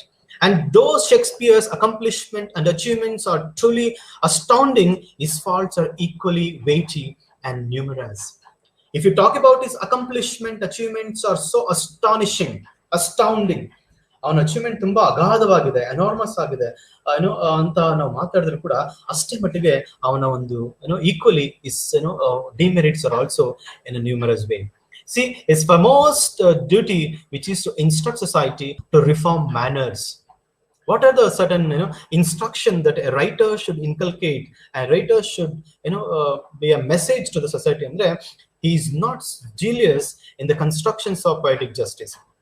ಅಂದ್ರೆ Shakespeare ಮಾಡಿದಂತ ಒಂದೇ ಒಂದು ತಪ್ಪೇನಪ್ಪ ಅಂತಂದ್ರೆ, he is not zealous, ಅವನಂತ ಒಂದು ಅತ್ಯುತ್ಸಾಹಕ ಇರ್ಲಿಲ್ಲ. ಯಾವಾಗಂದ್ರೆ in the distributions of poetic justice, ಅವನು ಪೊಯೆಟಿಕ್ ಜಸ್ಟಿಸ್ ಕೊಡ್ಲಿಲ್ಲ. ಈ ಪದ important, please you take down. What you mean by poetic justice ಅಂದ್ರೆ, ಗಿಲ್ಟಿ ಶುಡ್ ಬಿ ಪನಿಷ್ಡ್ ಅನ್ನೋದು ಬರುತ್ತಲ್ಲ ನೋಡಿ. A good character should be treated in a good way, whereas a bad character should also be punished.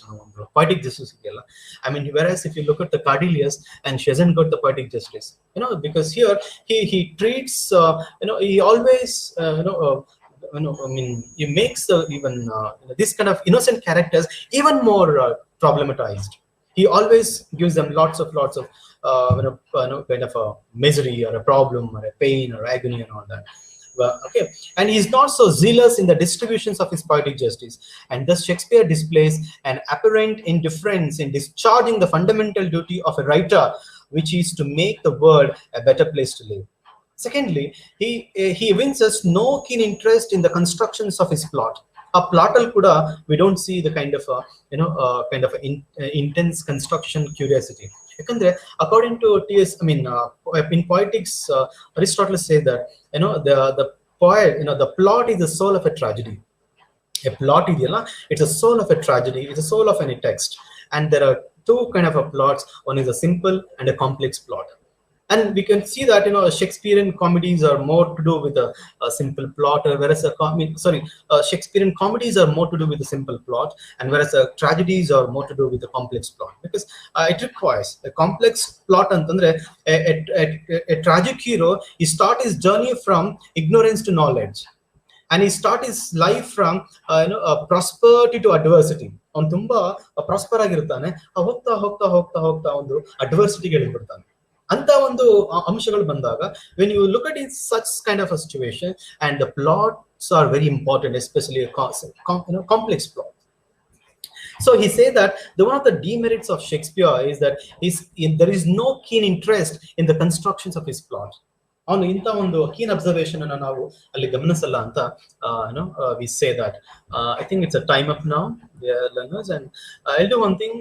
There are some 5 to 6 observation about the sit down.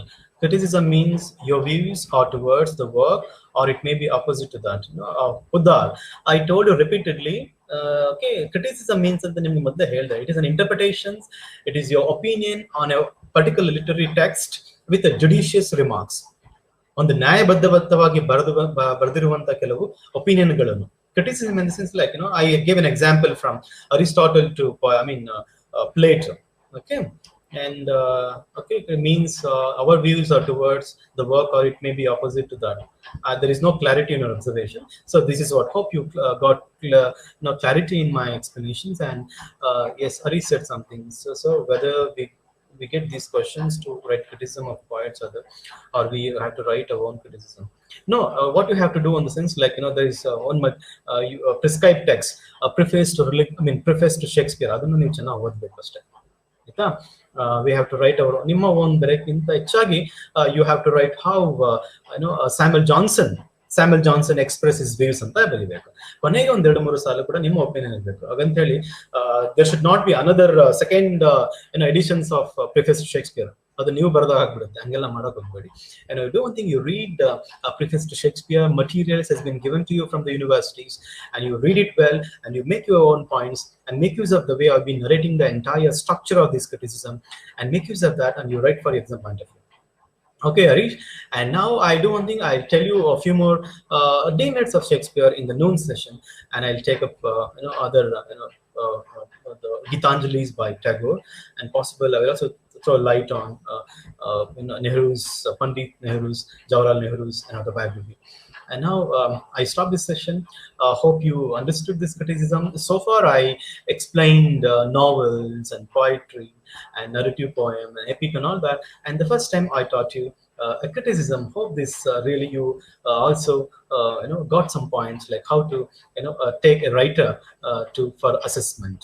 Okay, assessment is important in a criticism. Judicious assessment. I repeat the word, judicious assessment. Okay, and study material are enough to study. Okay, you can you'll get plenty of wonderful materials for your study in the libraries. Make use of them, and you read original text. So see you in the noon, in the evening session. My class between, I think, 4 to 5 in the last session. See you then. Good luck to you people.